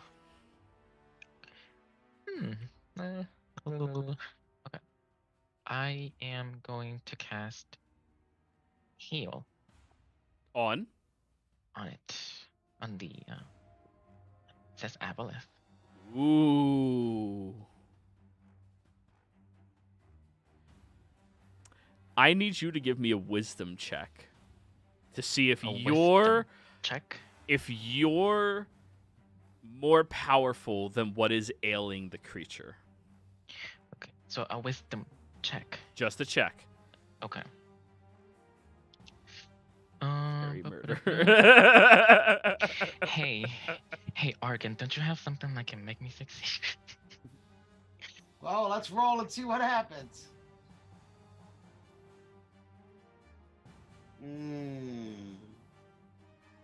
This is Tread's doing. 18. Alright. I'm gonna risk it. I'm gonna go to a second level of exhaustion, but I'm gonna use Convergent Future. I am going to. Where is it? So, like, my eyes will roll into the back of my head, and I will start searching through timelines until I find a timeline where Capriccio succeeds, and I will pull that timeline into ours. He's Doctor Stranging the shit. Yes, Yup. exactly what it is. Yup. So, Capriccio, as you are attempting to pull at that magic, you sense a very, very almost barbaric but powerful arcane influence over this creature, and it is suffocating to you. But then you sprout the tiniest mustache. And you hear a guitar twang in the distance. As that timeline, you got a mustache. And you pull out against it with your confidence in yourself that nice little upper hair lip brings to you, and Gas you queen. smother it out of existence, tossing whatever it is to the side. As you do, you watch as the creature flails around aggressively. Fordrum pushes his hand inside and rips the eye out from the socket in that same moment. As it is flailing around, it tosses Fordrum over onto the beach and dives underneath the water, out of sight from all of you. It's still glowing though. That would leave, actually. Oh. Yeah, he had features. So, I'm gonna just flop to the ground, breathing heavy.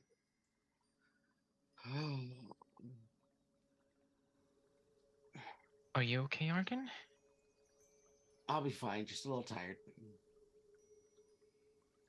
Okay. Get back here, bitch! Vraska, as you say that, you see a bubbling appear inside of this pool of water and arcing over and creating like a halo-like shape as you see first before you incredibly large white angelic wings. As the water is falling down a pitch black curly mane of hair, you see a creature before you that looks completely different from the last time you saw it. As they sprout from the pools of water, the one eye missing, destroyed, gone forever. But the other one, when you look at it, it looks like a beautiful sky. Not just blue, but white, cloudy, drifting around. Vraska, when you look at this form of Elysian, do you attack?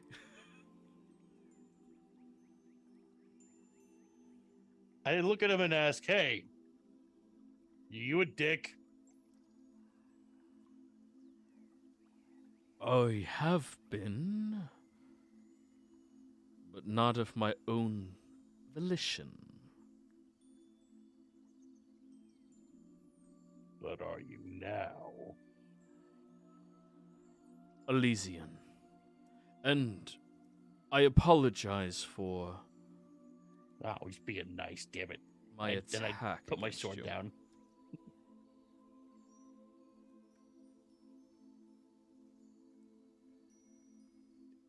He looks over at all of you. I must say, I am quite happy that our goddess found you and brought you here.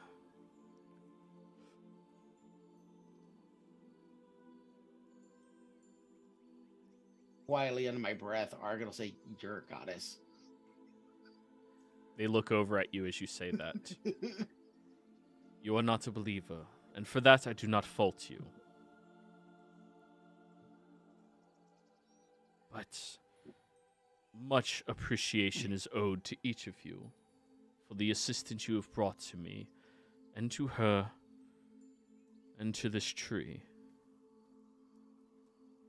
They float down onto the shoreline and drop to their knees, bowing before you all. I will forever be in your debts.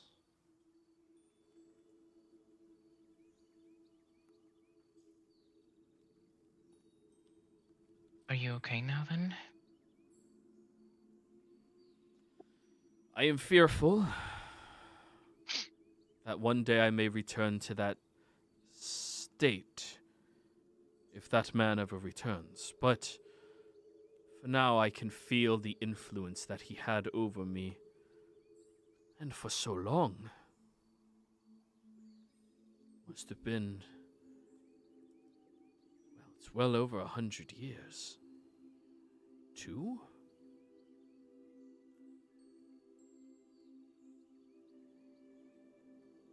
How did he turn you into what you were before?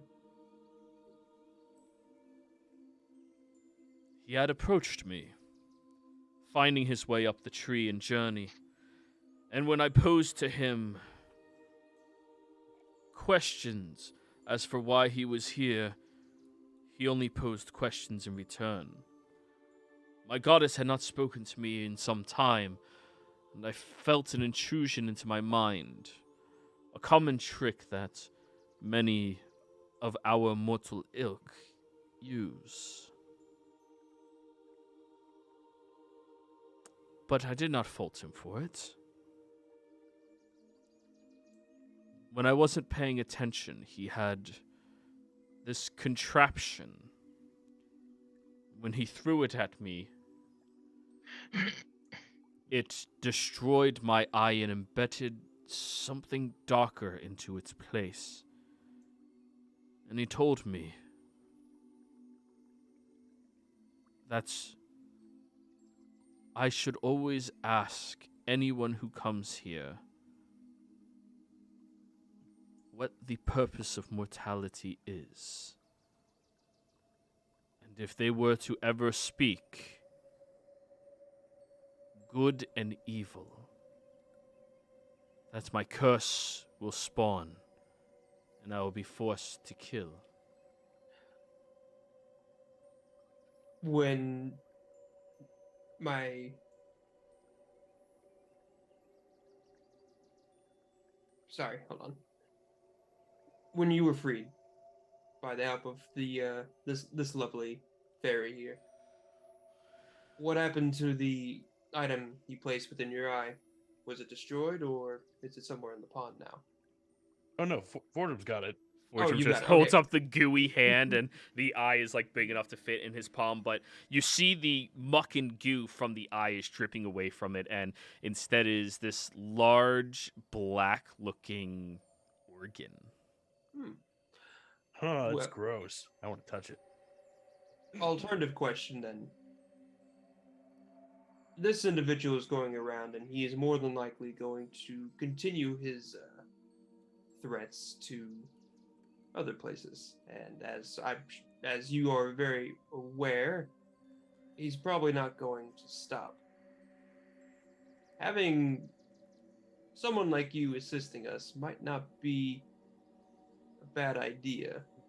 And not only that, you could be putting more of your protectors at peace or freeing them. He walks over towards you, Zuvazar, and then kneels down to be eye height with you. Oh, hello. You speak as if you are speaking on behalf of thousands of people. You must be one of the most honorable of nobles of this time, are you not? I do what I need to do to protect my people. And in that vein, it helps others in the process. Gives you a smile. I'm not sure if that is a good smile or not, but I'm going to believe it is. A noble, someone elected by their people, going on a valiant quest in order to save something that is foreign to them out of the kindness of their heart. I am just That appreciating sounds more like it. Fordham. It's more. I wish not repeat the actions that befell me to others. That is unfair. Most wise of you, young noble. I am more than happy to assist you with whatever it is you desire, though I must attempt to purify my mind and this tree of everything foul that has happened here. And I can sense my connection to my siblings is... There's only one remaining. And I do not know where they are. Only one wife. We were grown from the ground in order to protect these gifts Exandria has created for mortals of this realm. We are of her own spawn, but from the chosen few that were graced with being allowed to produce her own spawn, so that we would be tied to you and to her. We were tasked with protecting these. And if I can feel not the presence of 4 of my siblings, I'm fearful what that means for them in our charge. Though one still remains. If you tell us where they should be, we could probably like check up on them. I will surely go and investigate this matter myself. I would not ask for any more assistance from all of you when you have been so kind already. However, may I grant you this. They take your hand, Capriccio.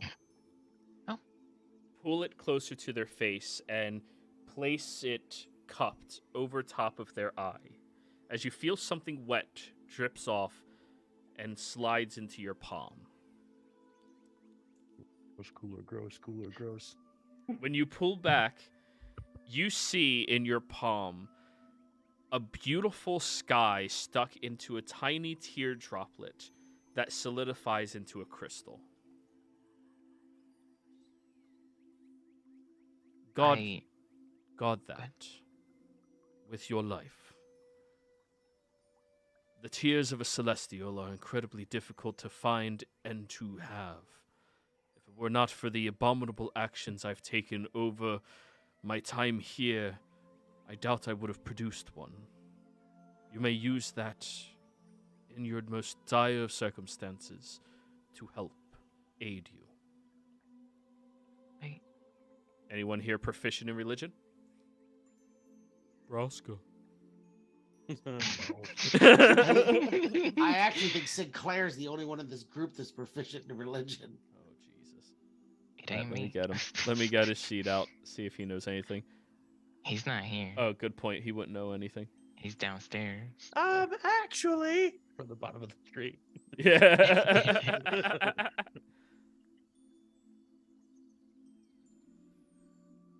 But you guys turned him into a pretty person. To catch you up on what happened, Fordrum, you were Yes. grappling to grab hold of the eye in order to cast your Greater Restoration just on that.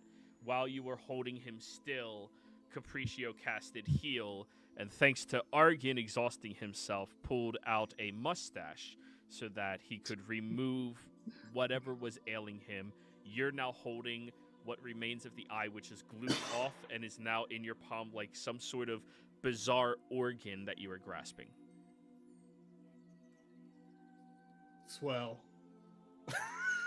And now this technical Aasimar, but first generation Aasimar, owes you all a favor and just gave Capriccio a tier of a celestial.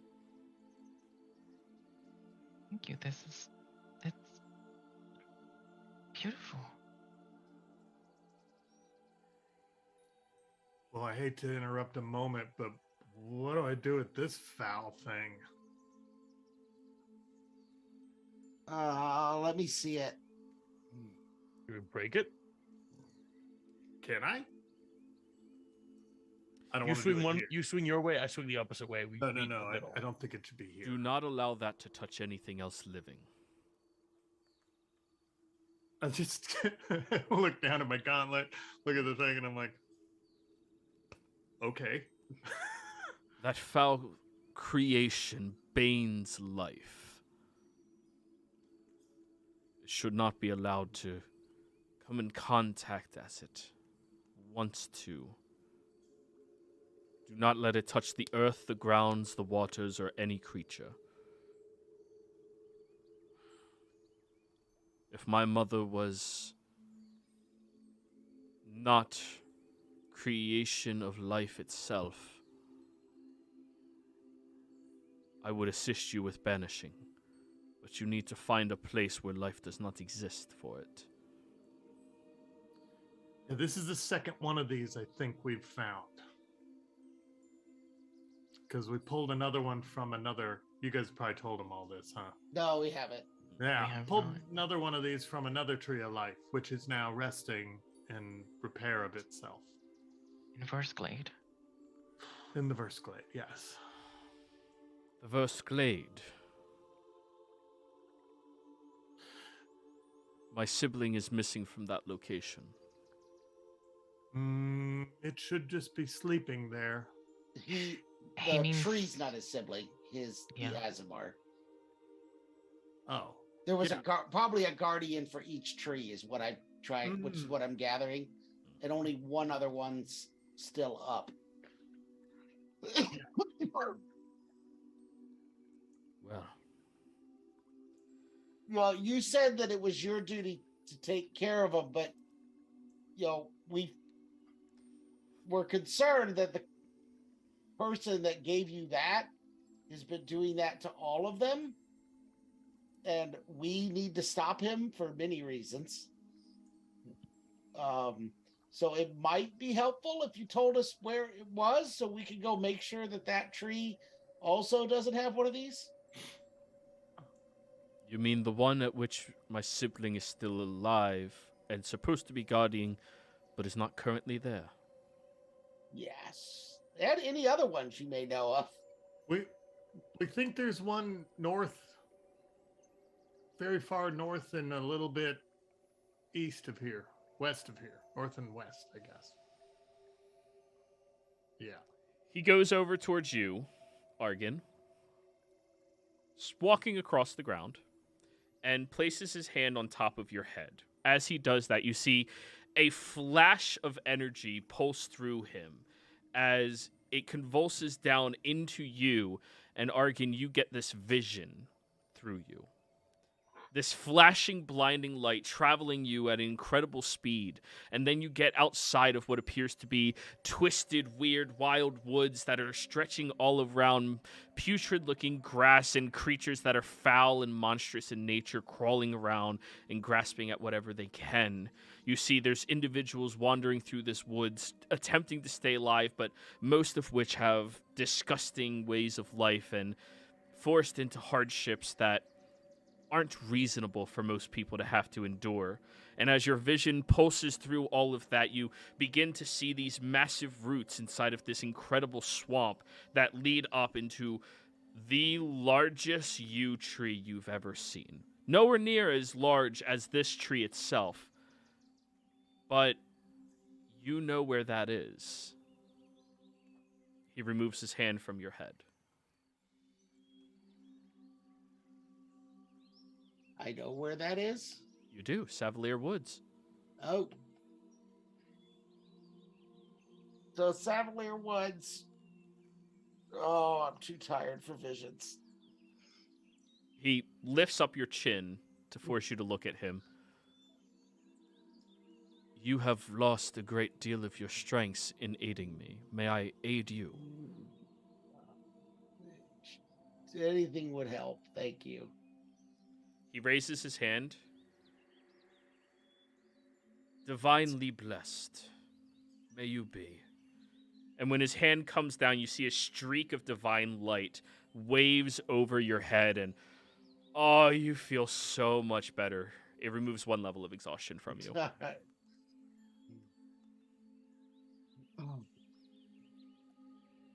Thanks. That helped. It is but a small token concerning what you have done for me. May I just ask one question that you may or may not be willing or able to answer? I'm willing to answer any and all questions for you. Lava. Where does lava fall in the land life spectrum? Because I kind of feel like throwing this into some lava, but Ooh, that sounds fun. right? I know. I was thinking that too. The bottom of lava has creatures that can only withstand it as they were formed in order to do so.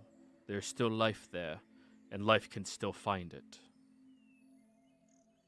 Seriously? There, I'm sorry. there are This thing creatures. would withstand lava? Yes, of course. You said a place where life doesn't exist, right? I know, a conundrum. Well, What about the Raven Queen thing, realm? You speak of the Ascended, correct? yes. I don't know. She's a lady. The Raven Queen? Yeah. I don't know. We don't keep up with the gods where I'm from. She wasn't one of the original creators, gods of creation on this land. She ascended to the job of sorting later. I would not be so easy to trust her. Though she has proven, to my knowledge, to be worthy of the title of God and the powers of those, you must commit powerful acts in order to transform yourself from a mortal to that. And you would still always carry with you our flaws as mortals.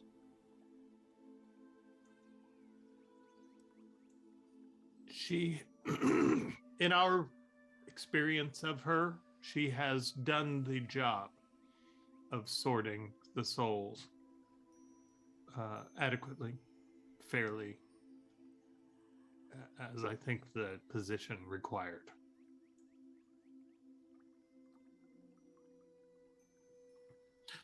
And her faithful have been very kind and helpful.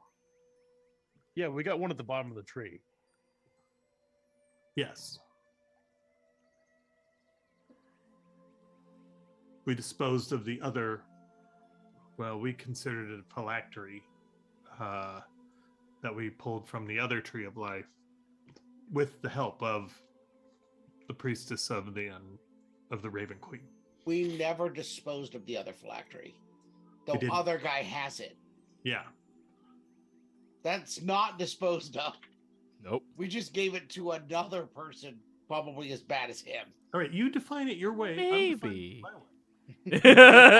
Maybe. To Fordrum, it's gone. Out of sight, out of mind. Fair trade, in my opinion. Yeah, good content for another campaign. Oh. Yeah. I mean, it is a place where life is not a thing, I think. Kind of. Sort of. I don't know. I would trust your instincts, as they have been wise in leading you thus far in your lives to become as powerful as all of you clearly are. This individual, you say phylacteries are what he is using. Does that mean he is a lich? I think so. Of a form.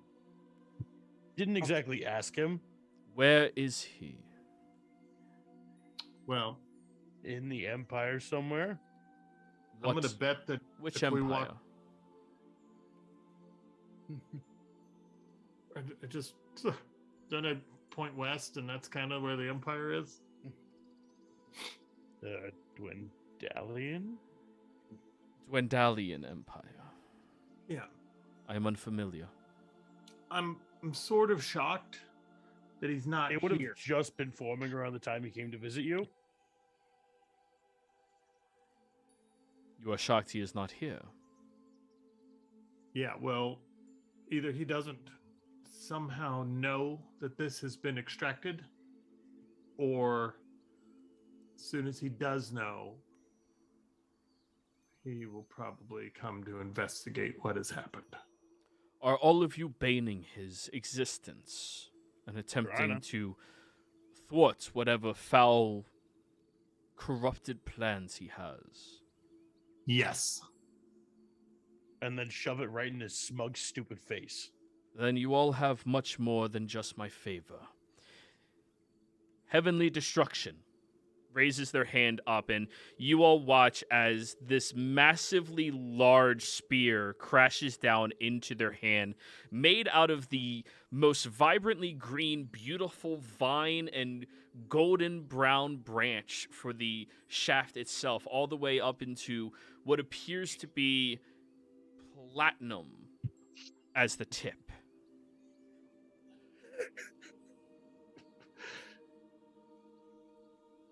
When you are How many- to face this foe, you call upon me, and I will be there at your aid. Oh, fuck yeah. Right, we'll probably need it.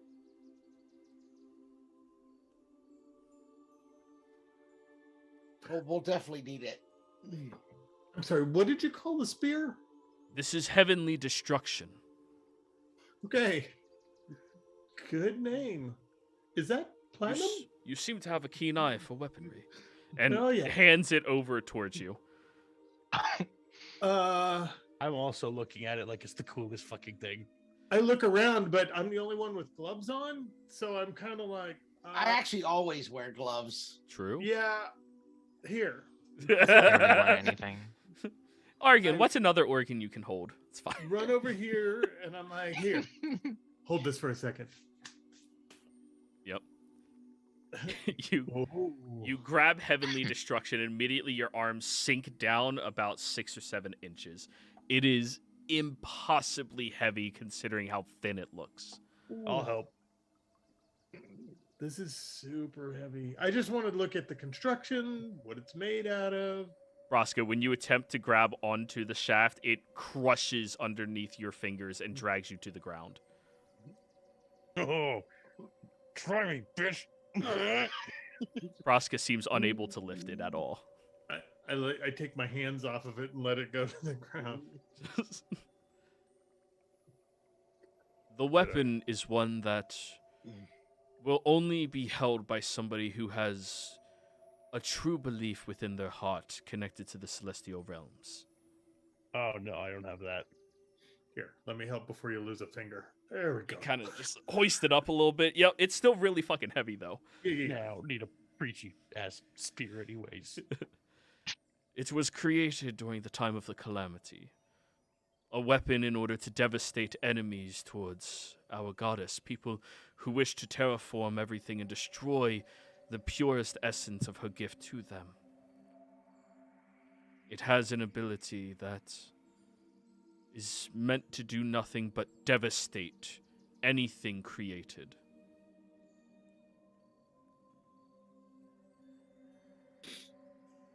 Well, here you go. This is probably a little easier for you to wield then. He picks it handed up back. and just holds. How did you? I don't know if this has been asked, but how did you fall prey to this eye? It was a trick. Yeah. While he was speaking with me, as if we were on similar terms and like he wished to learn more about my mother. He used some strange contraption, and before I knew it, my eye was destroyed, and that was embedded into the socket. Wow. Since then, I've felt my anger growing consistently. I felt the need to protect this location and destroy anything that came through here if they could not answer the question he posed to me to ask every single person. You were so close to not incurring my wrath and gaining access to these pools as you needed them. But your friend looks at Argan, spoke words that my mind is not allowed to comprehend any longer. Or was not. Well, I had a conversation once that we'll say left an impression. Well, it It's sort of worked in our advantage. It did.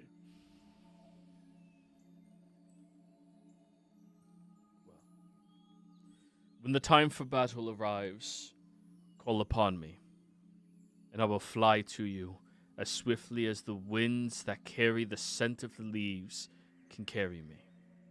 When was the last time you looked upon the world outside of this tree, or below this tree? Since before I met him. Well, I'm excited for the life you get now. Before we leave, can I give you a gift as well? My own? If you'll allow it? The last individual who offered me a gift smiles at you. Of course I trust you. And they kneel down to, be twice your height while kneeling. You can fly up a little bit. Yeah, I will fly towards them and then fly a little bit and Put the toe in the eye. I'll slip it in his pocket. You're never getting that toe. Literally just Fortune just oh shit slips and just strips the eye back in. It's like oh. I will fly towards them, fly up a little bit, and I will place a very gentle kiss on his forehead, and I will cast Regenerate. If you're going to see the world outside, you should do it with 2 eyes. You all watch as slowly an eye grows back into place, but this time it is not the same beautiful sky in the other left eye. This time it resembles more that of a fey-like eye. And he smiles at you. I smile back. Your compassion means everything to me, and I am eternally grateful to all of you. Compassion. Why the hell am I walking around with 9 toes? Yeah, I don't know where that toe went. I hope we can find it one day. He looks over at you now having 2 eyes. Regardless of whether that toe is gone, why have I not regrown a new toe? You never asked. I didn't know it was possible. You're that Capriccio. He just didn't. He doesn't know how to ask. It's such a shame, really. Yeah, I don't know what happened with your toe. We'll keep an eye out for it. May I ask you Yeah. all? There's a dryad who's been my mate the entire time I've been here. Have you seen them? She's still around. You're talking to the other guy at the bottom of the tree. She's been the one taking care of the tree while you were indisposed. I must thank her.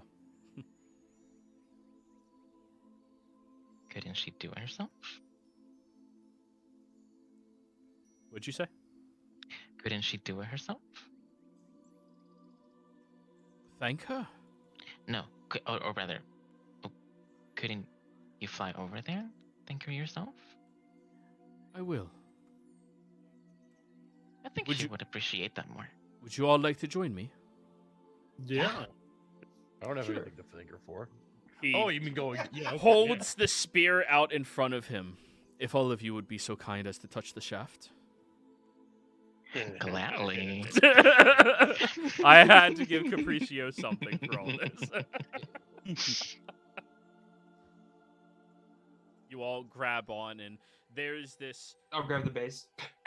this whisk of wind that swirls around each of you, and as it swirls and swirls so incredibly quickly, you all feel like you're stuck inside of the eye of a tornado, and it's blinding to you. Nothing on the outside can be seen, just the brilliant, bright sky above the canopy of this tree above your heads, and then it begins settling down, and all of you are standing on the ground once again.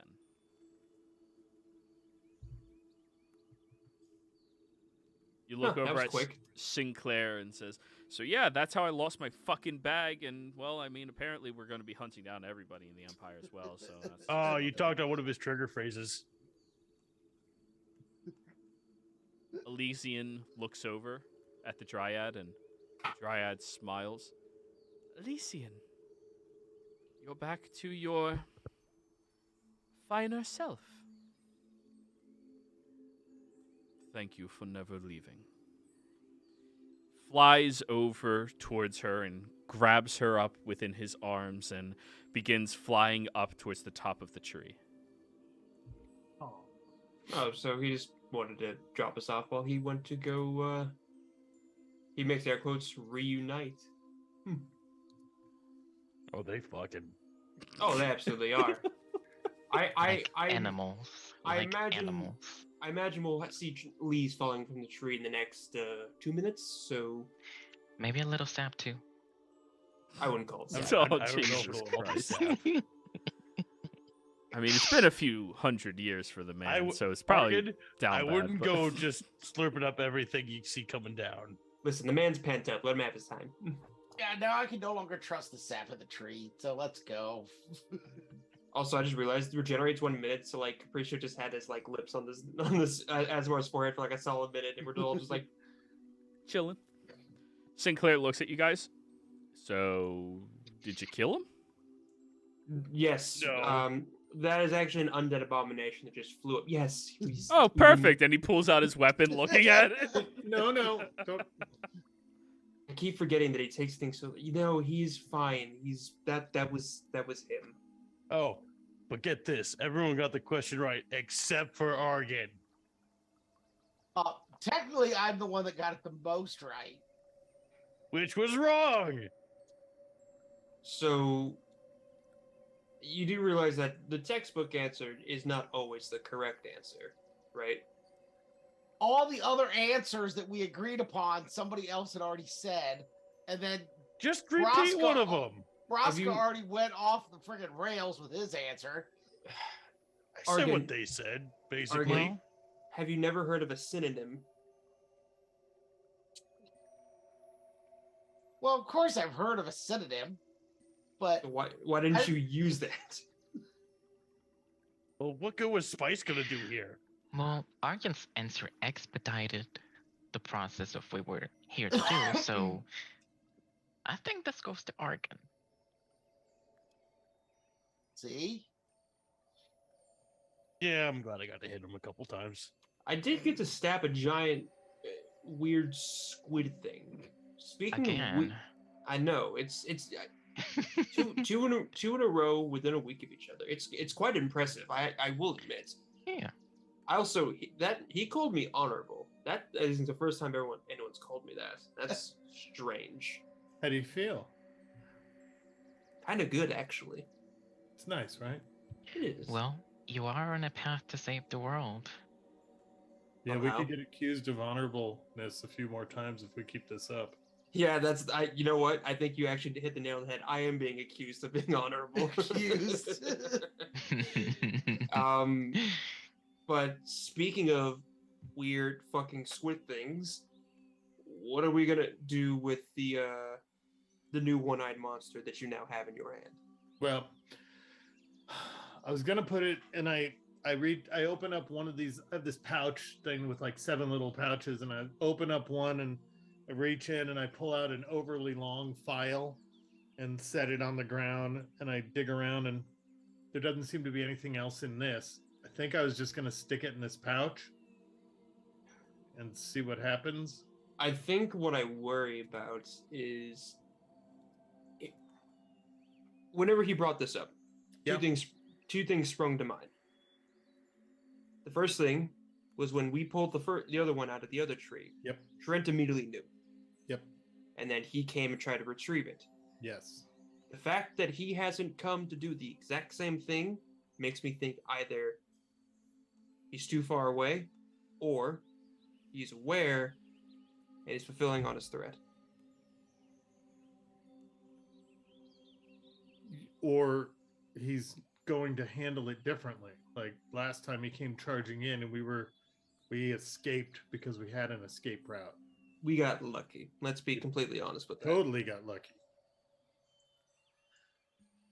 I think you're right though. I think he might be preparing for something that we can't foresee. Either that, or I don't mean this in a sinister way. Any one of your people, how can I motion to everyone, myself included, are now in imminent danger. Oh no, I have a people now. You do have a people now. That brings me But to he's this. with us. He's fine. That brings me to the second point. we again got lucky with the first phylactery being destroyed. Again, complete and utter luck. We now have an opportunity to figure this out, but we don't know the first thing. The lava is a decent idea. I think the lava might be our best course of action, but let's say we can't find that. What then? Well, we could find lava, but he said lava was not a good solution. Yeah, Then, okay. Oh, don't we know where magic lava is? We do, but It. Where's that at? north of Uthadern, Okay. Do we want to go all that way, or do we perhaps want to dispose of this item within a plane of existence? the good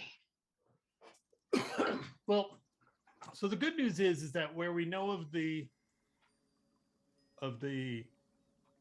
magic lava is sort of on the way to where we're thinking of going next.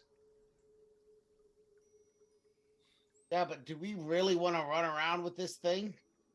Well, I don't know of another way to.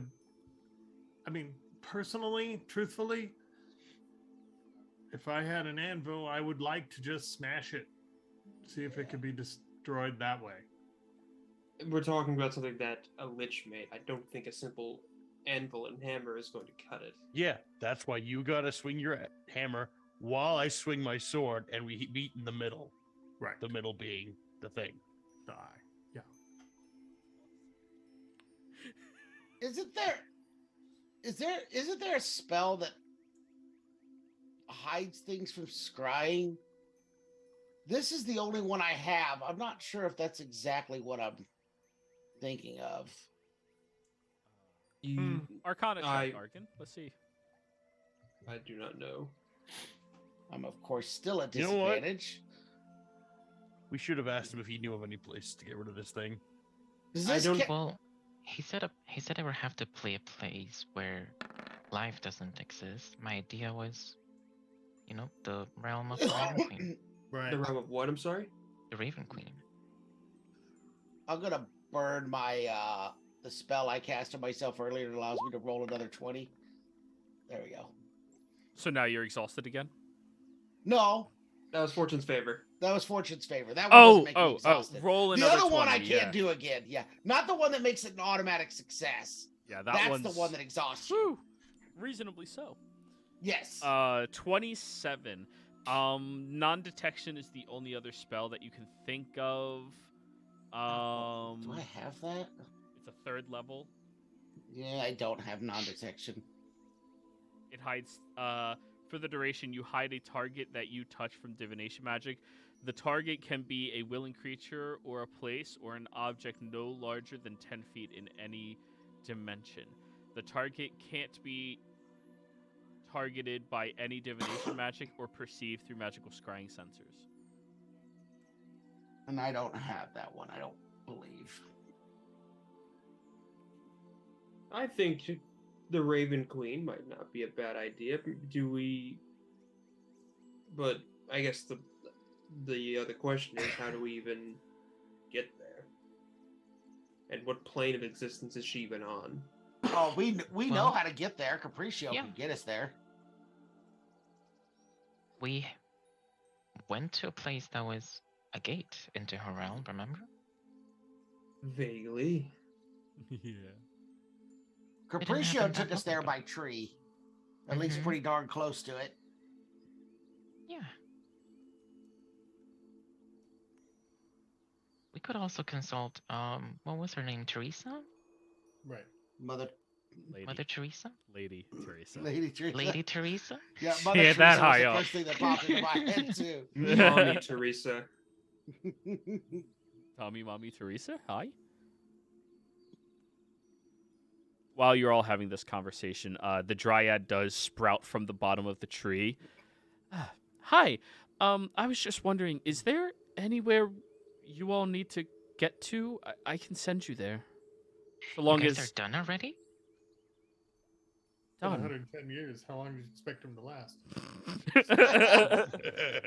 I am confused as to your insinuations. Don't worry about it. Did y'all fuck? The bark turns a bright red around the cheeks. Good enough answer. Yes, You need to actually, send you somewhere or not?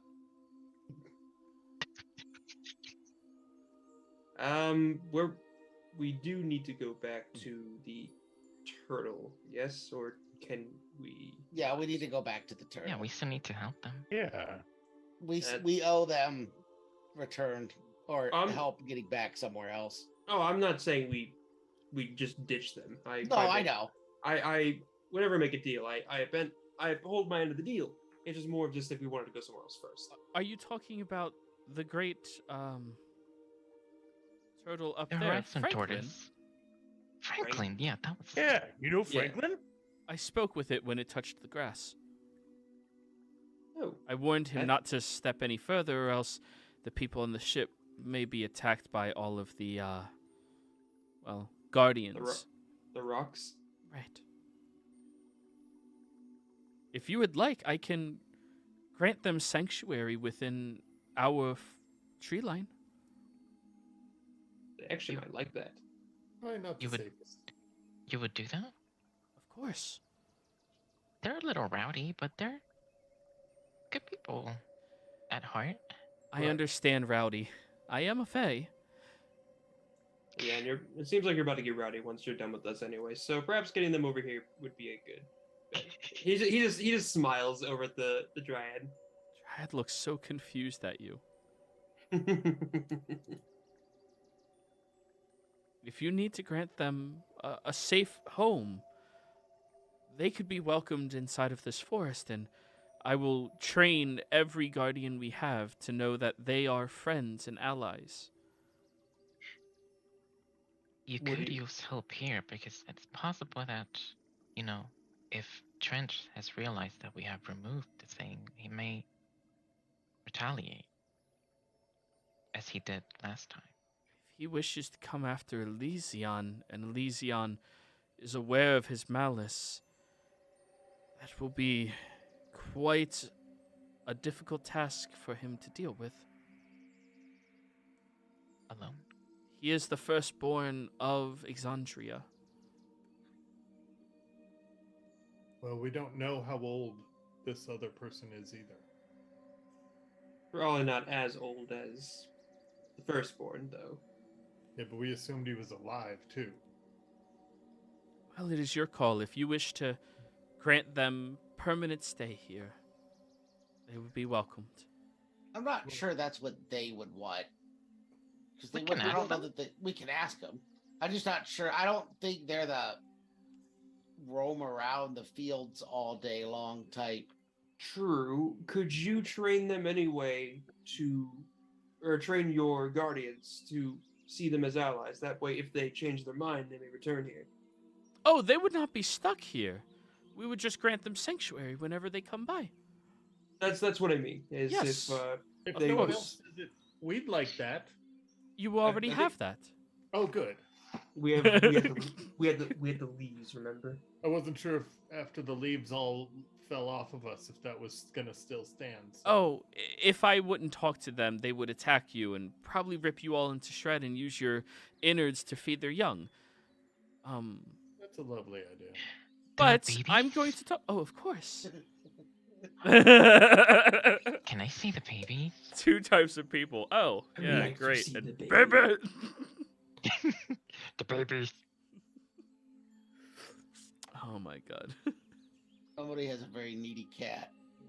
Yeah. Though we don't really like to share glimpses, even with me, given how protective they can be, I'm sure you understand.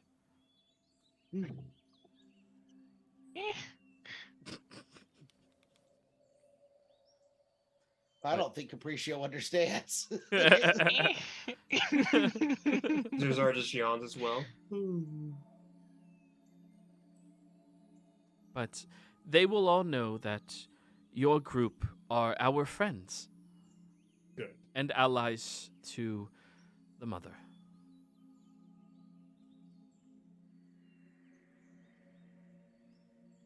So, where to next? Do we go to Lady Teresa and see if we help us dispose of this?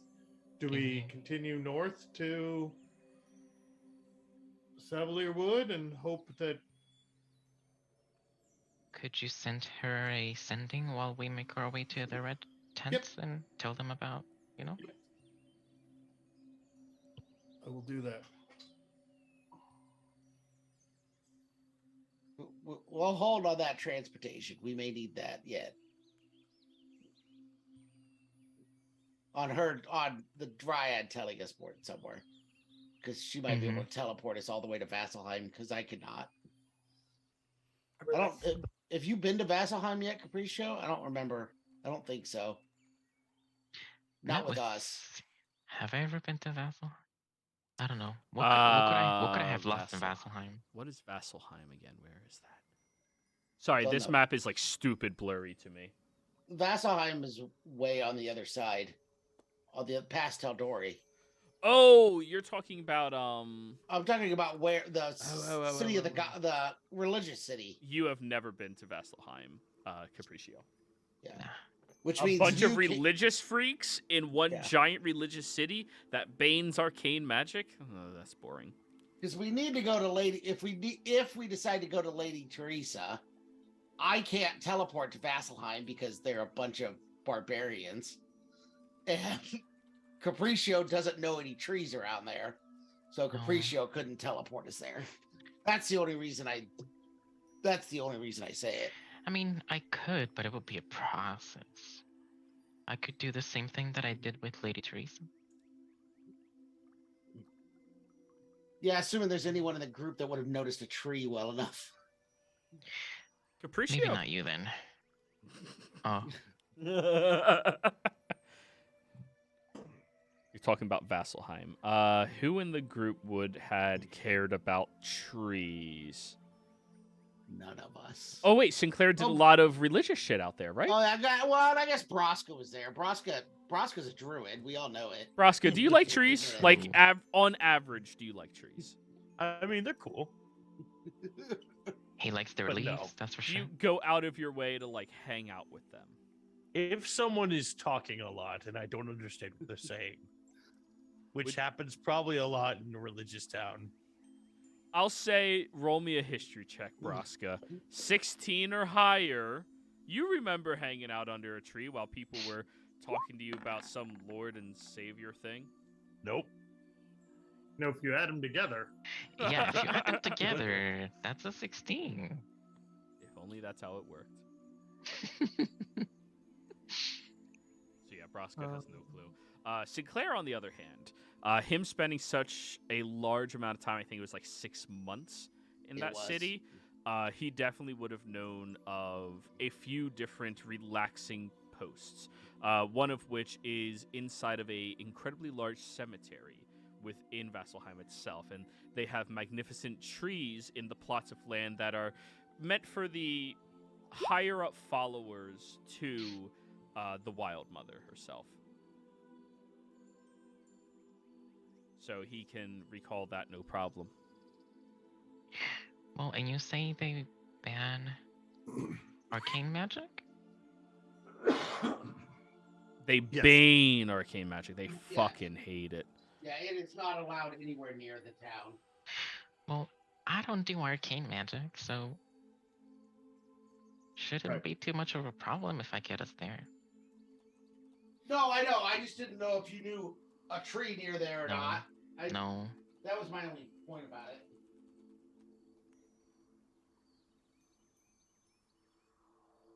I've heard it's cold, so that's nice. But no. Have we not actually been to Vasselheim? You guys passed through very momentarily. Right, yeah. I was there for like a month. Yeah, but you don't remember trees. True. There was bars, there was pit fighting, like... And then there was all the religious Sinclair crap. get mugged by more clergymen. That's funny, actually. There was pit fighting in Holy Town? Oh, yeah. Lots of it. Yeah. The Stormlord. The religion. Yeah. True. The Stormlord's entire thing is battles, you know? Like... Alright, yeah. Okay. Alrighty. So, Well, if all of you need, I could send you there. The first civilization was Vasselheim. Oh, you could send us to Vasselheim? We visited there one time when a summit was called between Elysian's family, his siblings, in order to discuss certain events. It was quite beautiful, and I spent a tremendous amount of time under a grand canopy on top of a mountain. Works That for sounds me. lovely. Mm-hmm. I typed in chat what my sending to Teresa was. All right. So, Fordrum here. We've gotten another phylactery. Okay. Yeah, dude, it's been a long fucking day. Sent where there's no life. Can we bring it to you for disposal?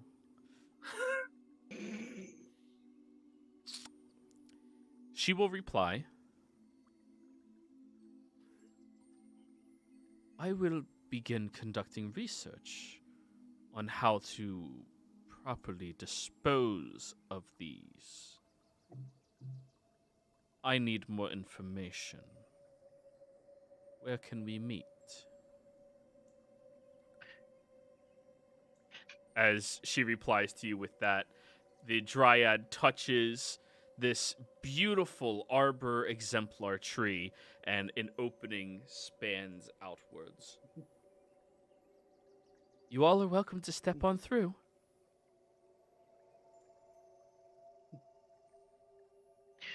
Well, if we're gonna go through, could you go over there to Franklin and let them know? Absolutely. You. Tell them we'll be back to send them somewhere else if they want to go somewhere else. And is this the first time any of y'all are walking through trees? Or have you done this already? No. Capricio's done it Okay. before. I've done it a couple times, yeah. In just a few seconds. All right, so all of you go through the tree, one by one by one by one by one by one. As you run through this tree as quickly as you can, everybody other than Capriccio, you step out through the other side, and you are falling off a cliff on this mountainside. I need you all to give me dex saves. I return to us falling. Woo! Argon! Let's go! Damn. Braska. Oh no. Can I activate my boots? No, you used all 10 minutes to get up the tree. I don't know why that rolled with whatever, but I need the goofy sound effect. 11. Can I react? Absolutely.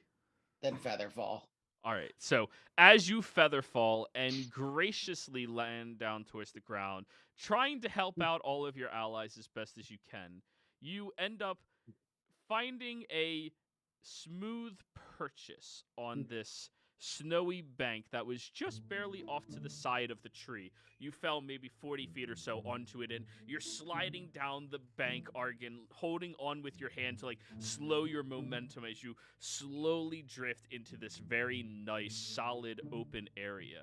You, Zurazar, as you begin falling, you fall that amount, but the featherfall catches you onto the bank, and you end up grabbing at this large chunk of bark that happens to be there, and just slide down on top of it, down into that snowy bank. Braska and Fordrum, on the other hand, you two are tumbling once you hit the ground, slamming into one another, slamming into the ice, and face slamming into the bottom of this bank. Both of you are going to suffer 8 points of bludgeoning damage. My Featherfall doesn't save him? It saves them for the 40-foot fall, but okay. not the slope of the bank okay. that was carrying you all safely. For the record, I grabbed my chair before we left. Understood. Yeah, no matter what, I was going to use evasion, so I don't think I would have taken any damage anyway. Well, you got to slide down cool-like, okay? You rolled high enough. Argon on his chair just drifting down through the snow. Just casually throwing a spell to save everybody else. And... Braska and Fordrum just so much fucking snow all over you, and it's freezing cold. Which doesn't bother either of you, but... I go through and I'm like, Hello? Where'd everybody go? We're down here. Oh. You look over at the tree, and apparently the tree has grown too large since they were last here, and the cliff's edge seems to have collapsed inwards considerably. That's the one problem with stepping through trees when you haven't seen it in a while. We should take a note of a better positioned tree for our future visits. I think I like that one. Yeah. Well, if I know we're traveling here again, and I know he's using that tree, I'm just gonna cast fly ahead of time. Let's hope it actually renders for me because it hasn't. Oh, there we go.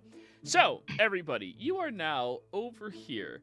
You look down the icy slope before you and you see Vasselheim, this beautiful, gorgeous expanse of a ancient city that has been here since the dawn of the first people to arrive on Exandria itself.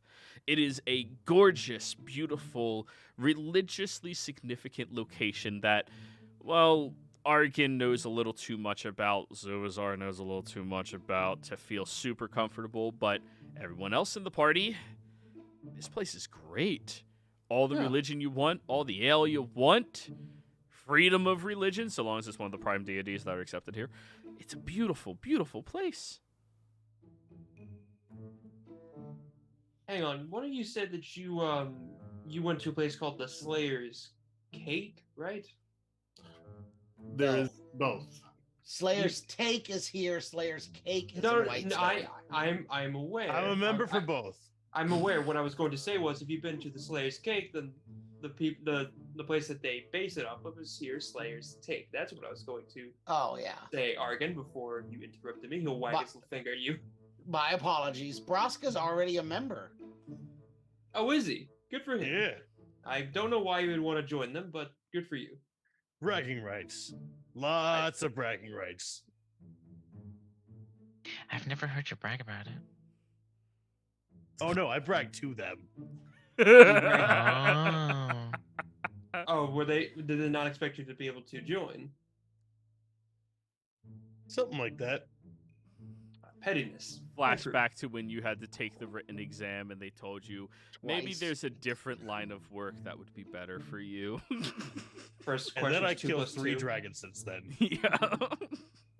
I was going to say, ever since I've joined you all, I've killed a dragon, some strange aberrant creatures in a tree, and a kraken. I'm already racking up quite the body count. Yeah, Good we're good month. at body counts. Hey, Yeah, mine has increased too during our time together.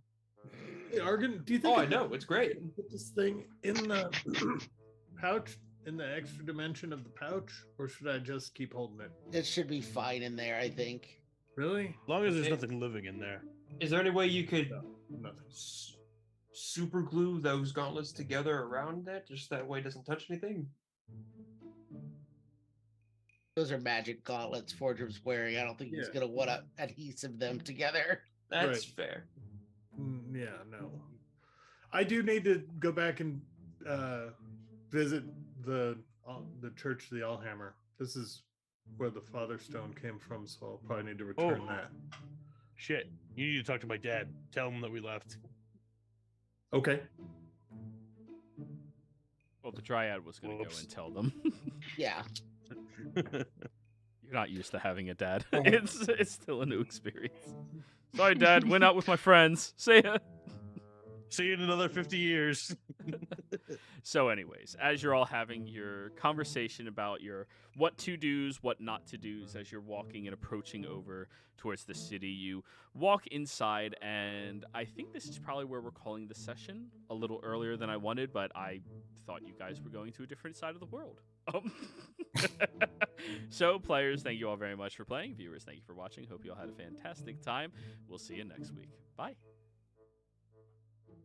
You know,